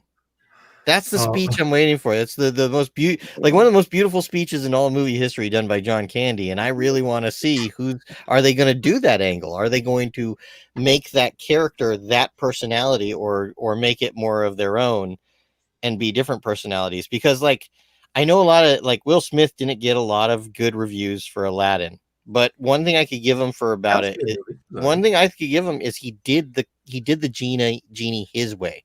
He didn't try to do Robin Williams. He didn't try to do someone else. He did Will Smith's genie, and I thought it was great. Like the way I thought he was a great part of the movie. So I thought he did a great job. I'm wondering who's going to do that speech. I don't know. I think people need to look at remakes as just that. Like, give it a new eye. Like, don't compare it to the old one so much because it's not going to be the old one. Like, you kind of got to come with a fresh eye. Like, I thought Aladdin was fine. I think Will did his thing. Genie was great. Like, I don't know. I think I can watch Will Smith in anything. I like Kevin Hart. I do. I'm not going to hate on the guy. You know, he's one of the hardest working comedians out there. You said that. Yeah, you said that. There's such a butt coming. There's such a butt there. There's a butt. There's a big butt. I can't believe we're doing that on this show. We can talk about Kevin Hart's butt. Oh, jeez. No. It's okay. I can roll with it. Yeah, I don't know if he's right for that role. Is what I'm trying to say. Like, can we get like Cat Williams in that? Can we get like Chappelle in that? Kevin Hart. But I'm just saying, you know, because if the rumors are correct, he's also in the remake, The Great Outdoors. If anybody remembers the Dan Aykroyd and John Candy. Yeah. So for the longest time, it's Kevin Hart and which one? The third Friday. No, it's not the third Friday. It's the second Friday. Day. Forgetting the comedian's name. Mike Epps? Yeah, Mike Epps is supposed to be if unless it's changed, but the last I looked, it was Mike Epps and Kevin Hart in the Great Outdoors. Yeah. So he's doing, and again, I'm not hating on the play or the game. I just, you know, can we mix it? You gotta hate on one of them. You can't not hate both. Which? Well, Ed is feeling the same thing. You have to bring up a third option. Yes, you have to bring up. Yes, Cole, you have to bring up third. And it has to be a rule of three and then a misdirect. No, now go. That's comedy. But yeah, Ed is with me on this. I think Kevin, being a great performer, he could probably pull it off. So I feel the same way. It's like that was such a great speech. You got to make sure you do it justice if you're going to do it. And that's the thing. Like I said, I enjoy Kevin Hart. I'm just saying, is there somebody else that needs work? Is what I'm really trying to say. Is there somebody else? Yeah. Are you saying someone lesser known that needs work? But we need people to come see the film. You know, for sure. I'm an art house kind of girl, but if they're trying to do it, they're gonna try to do it. Now, I wasn't aware. Cole, you are still our guest, so we don't want you to feel. So we want you to weigh in on this. I love it. There's a feud between between Mike Epps and Kevin Hart. Are you guys aware of what? Yeah. Oh, maybe that's why that was stalled, the film, then probably. Because it's I don't know. Like, I'm just looking. These are old pieces from like 2 years ago, but that could be That's probably why it didn't come out, or they maybe didn't even start. I'm looking for your announcement. I'm looking for Yeah, it may not. Then maybe it's not on there. Maybe it was. I know it started as a rumor, and then somewhere it said it was gonna happen, and maybe like you're saying, there's a beef between the two, and then maybe that just dissipated the whole thing. Maybe. maybe I didn't start. Beef. All right, so let's see. No, there was. I saw the interview. I think he went on the Breakfast Club. Who? Both of them. I think both of them, and they addressed it separately, Really? like each of their comments on the Breakfast Club. And Charlemagne was like, "You heard the first one," and Kevin Hart was like, "Let me tell you what I thought." Yeah, so they addressed it, but I don't know if they ever actually addressed it together, like to each other. This sounds like Kevin Hart, has his deal with whomever, and there you go. I'm reading everything I can find right now, and first of all, it's like 2000. It's like 4 years old that this remake was set to happen. Are you talking about old beef, like stuff left in the sun to rot? Oh, jeez. I love it. I'm not messing with Dan. It's 10:01. I'm not. So that's to leave now. Most likely. That's all. So it's a bit of a, but I think we keep our eye on it. But apparently the beef is still. I need to probably check out what you guys the Breakfast Club interviews a little bit. Like all that kind of gets on my not gets on my nerves. I shouldn't say that, but I just feel like let's there's a need for too much great content and like again referencing this Clubhouse room that I was in. I got in there late. I was so mad. And they were just talking about so many legends of comedy. And when you talk about the representation game at all, our current comics who are doing extremely well, these opportunities didn't exist like 5 years ago, 10 years ago. And for all the comics, you think about Earthquake and different people who are genius, but they just they're not experiencing their 30s and their 40s in a time where they can be like these $1 million box office folks, because quiet as it's kept, people say what they want about Mike Epps, but he's a great actor. Oh yeah. I hear all the backdoor rumors about issues or whatever, but when you get him in there, he's playing Richard Pryor in a biopic, if I'm not mistaken. Yeah, so I just like y'all just say your prayers, say you're grateful, and come on in here and do this. Come on in here, put all that aside, and get the work done while the work is here. Yeah, right? Get the work done while the work is here. Yeah, because 10 years it could be a dry spell. Say that again, Nicole. I'm sorry. I'm just saying, while they're here. Oh yeah, that too. Work. Do not spend time hating on each other. Y'all are both great. Don't go on Twitter and say anything. Have you not learned a lesson? Shut up on Twitter. Just appreciate somebody else's art and move on. Mm-hmm. We don't know how the pissing contest started. I love them both. Well, sorry. Dan, I didn't hear what Dan said something. Oh, we don't know how the pissing contest started. It's two dudes. Don't. So this is true. But I still maintain that at this point, if they trying to, get y'all suited and booted for, being on screen together, let's just go do it. Let's go do it. Let's go get this. Somebody would say, let's go get this money. Like that. Money, baby. Get this money. Stefan, what were you about to say, sir? Oh no, Cole's gonna just say something, so we can go to Cole.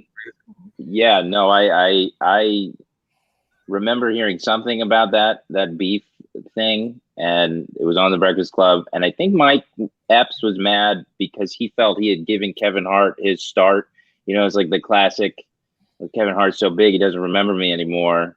And Mike's like, I gave him his start. We did shows together. He opened for me, blah, blah, blah. And yeah, I feel like, well, get over. I don't know what you want. What do you want Kevin to do for you? Right. What do you want him to build you a house? Do you want him to, should he do a Chappelle thing where he builds a stage for you and you come and you get to perform? I mean, what do you want him to do? I don't understand. Does he have to do it all? I feel like you should now just be like, yep, Kevin's great and I'm great and we're separate, but he's still a friend. I don't know. Get on the movie like you guys were saying. When did thank you become not enough for people? I don't know. I've had somebody do me the same way. Like, well, if I gave you I've said thank you so many times. Like, if I say thank you, like from my whole heart, Lord, I appreciate you. then that's enough. And when you have a platform, you are supposed to make way and space for the people behind you. It's part of your sole duty, and that's it. Right. Yeah. Don't expect it, I don't know. Yeah, no, I agree. Yeah, I don't know. This whole like, I've done you a favor, I helped you in your career, and now this is the mafia. Like, you gotta repay me. It's like, what is? It's just you did a nice thing and you helped me, and Kevin, is nothing but positive about Mike. Even on the interview, he was positive about Mike Epps, and he was like, I don't know why he's saying all this stuff. It's the same thing with Cat Williams. They were beefing. Cat Williams and Kevin Hart. Right now, I saw. Yeah, but I can see that Cat Williams kind of got a history of starting. Yeah, there's a history of trouble. I saw. I saw Kevin Hart responding to some of that on. I did see some of that on what's the show, The Breakfast Club. And Kevin Hart, but I assume it like that. I feel like that's newer beef, and it seemed like honestly Kevin's mindset about it, because I didn't know about this Kevin Hart beef it's just kind of like shake it off. Like he didn't even have a ton of comments. He was just basically like, I don't really on Breakfast Club. He said, I don't care if you come after me, but apparently something was said about Tiffany, and it was at the time their film Night School came out, and he was like, don't mess with her. Yeah, that was what it was. Yeah. Why go after her? That doesn't make any sense. Yeah. I like Tiffany Haddish. We all do. I think she's hilarious. Yeah, Girls Trip, man. Enough said. Like that movie is awesome, man. You can hate me for saying that. It's fine. No, it's I don't know. Sorry, go ahead. Oh, well, if you're adding on to it, go ahead, because I have one other thing that I do want to sneak in before we have to end the show. Okay, no, I was just going to say, there are some comedy movies that I hold very sacred, not to hate on any actors of any walk of life. I just, you hold them so close to you that to see someone touch it or try to do something with it, that, just you have so much attachment to it, Like if somebody was to remake Ghost Dad, or someone was to remake Ace Ventura, or somebody was to remake Dumb and Dumber. I'm trying to think of or even Brewster's Millions. Young Einstein, Blazing Saddles. If you were to touch some of these movies, I don't know. It's just something sacred that we've all become attached to. I get the idea of people getting paid and having to work. I have no qualms against that. It's like, I just feel like they're touching something that's really sacred, that it feels like, I don't know, just kind of feels wrong, I don't know, that maybe I'm alone on that, but like if I saw like Owen Wilson try to do Brewster's Millions, no, please, no. Wow. Yeah, that's a tough one for a few more reasons than just the remake business. But I get what you're saying. Like, that would be, I'd be in the streets on that one if I, just because. And I love the Wilson brothers. Like, I'm a huge fan. Like, the Royal Tenenbaums is like one of my favorite fucking films. Like that shit is tired. Like that's like, even though I love to go see the big box office stuff, that's the kind I like container type, like indie yeah, flicks. I love that. I love that stuff. Knives Out. That's all I can say. We've talked about it before. Knives Out. So good. Yeah. Well, you guys are gonna go see Coming to America too? Of course. Amazon Prime, baby, March 5th. I'm gonna probably go right here to this computer, or go here right after that. Yeah. Right to my smart. Oh, I'm gonna hook it up to the bigger TV first. Right. I was there to the smart TV. I would love to go to the theater, but we're probably gonna be right in here in the living room. This is where we're going. So we did bring up Aykroyd earlier, and I want you to answer this question, because you're good at doing this with a facial expression, Cole. And it will tell me if you know the reference and also what you think about it all at the same time. And I also want other people to comment in what they think about this. What about a remake of Nothing But Trouble? Okay, and then Cole, you got to lean in, since he said your facial expressions are key. Then we need to see your face, brother. That makes me tell you, it's like, what the fuck is Nothing But Trouble? That's what I'm feeling. Yeah, okay, got it. Look it up. one of the greatest. It's one of the most expensive comedies ever made by director Dan Aykroyd. And it didn't do good either. It did not do good in theaters. I love it, but it's incredibly dark and scary at times. Oh yeah, Does he know the Humpty Hump song? Do you Yeah. know the Humpty Hump song? Yeah, no, he grinds all of them up. All of them in the I movie. remember, like, I'm looking at the post. I think I remember when it came out. It's definitely not something I saw, but I do. But it was I loved it. I used to watch it nonstop. It's a very bizarre movie, Dana. It's weird. Cole, one day at an open mic, if you get to see that, let me know what you thought of Nothing But Trouble with Demi Moore, Chevy Chase, Dan Aykroyd, John Candy, Tupac Shakur. Yes, that's what I said. If you know, if Digital Underground was in it, a beautiful dark comedy, but yes, gave me nightmares as a kid. At the same time, I was laughing my ass off. That's a weird movie. That's a lot of the least known Baldwin brother, Daniel Baldwin. Yeah, you know what? I'll watch it just to see him. That's pretty cool. Wait till you see those two fat babies. Oh yeah, Dan Aykroyd and John Candy. Yep. It's such a good movie, and barely anyone has seen it. So I'd love to see them remake it. You want to see them remake it?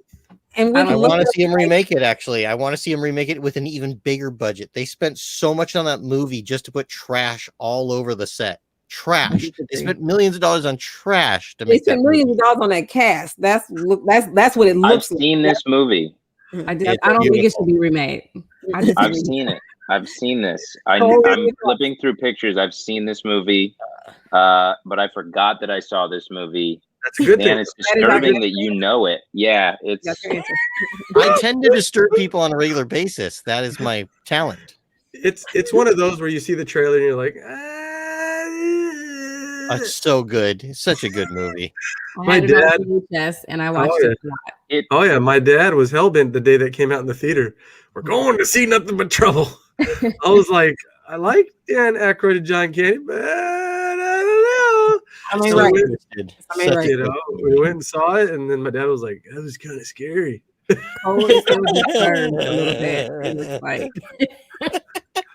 Mr. Bone Crusher had me like having nightmares for a week, but I laughed also, so it was weird. Weird movie to see as a kid. Wow. I have no way in. Ed has some great comments. We're at 10:12, so I know we got to start saying goodbye at some point. Yes. But to our Kevin Hart, Mike Epps conversation, Ed says that Mike Epps said that Kevin Hart was overrated, but I see that it was a Twitter war. They said the other way around. It was Kevin Hart called Mike Epps overrated, but I'm still trying to figure out what was what sparked that comment. Like, is it just I'm Kevin Hart, I could just say what I want to say? Like, I'm curious. He was just talking about his barbecue and that was it. Like, maybe that was all he was talking about, and we just lost context.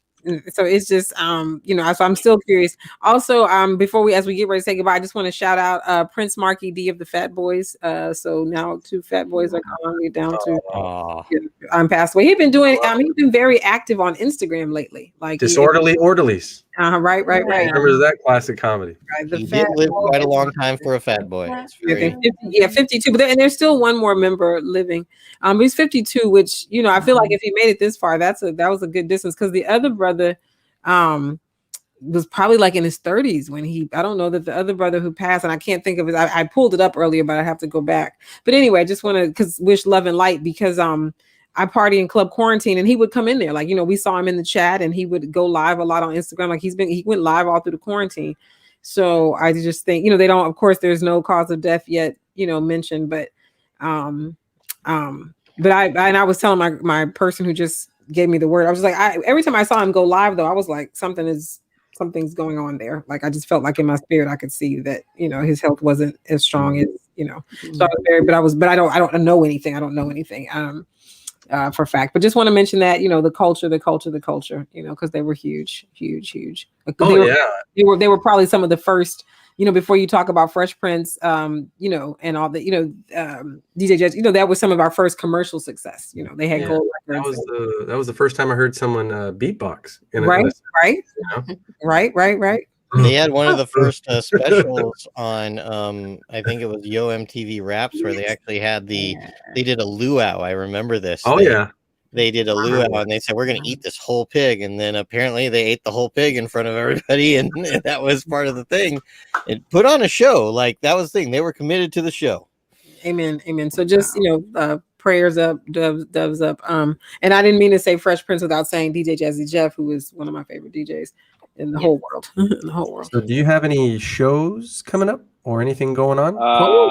I've got one coming. Well, it's not really coming up. It's in March, on March 18th, and then one on March 20th at the Dow Comedy. Oh, nice. 18th is at the Dow, and then the other one is, I know it's on the 20th, but I don't know really where it is. It's gonna be on Zoom. I can narrow it down to that much, but I have to look at it and see where exactly it is. I don't remember the name or anything, but they're nice people. I know the people. I can picture them. Oh yeah, and those would both be upcoming. Those would both be upcoming shows. Yeah. Yes, they're upcoming. They're just in the distance. Yeah, I didn't know if it had to be immediate snaps for that. Yeah. Once you have those flyers, go ahead and put them up on my Facebook wall, and I'll spread the word and share it with everybody. I will. Thank you very much. I will. That way, the fans and people attending also can come see you. You guys can come see some awesome comedy. Yeah. Yes, I would love it. I will. Thank you. Stories are always entertaining. Always. Oh, yeah. Desiree and Cole, thank you both for hanging out with us tonight. Amen. And down below, Cole, we have his Instagram right there. And I want to make sure I asked this too before we sign off. How do you say your last name properly? Sala. It's like salamander, but you cut the mander off. Yeah, okay. Sala. So Cole Sala. Cut that mander off. Yeah. Sala Cole on Instagram. Yeah. There we go. I just want to make sure, because people say my name wrong, and No, yeah, it's same all the time. It doesn't irk me or anything, but yeah, I get it. Sala. Yeah. Oh yeah. So thank you very much for having me.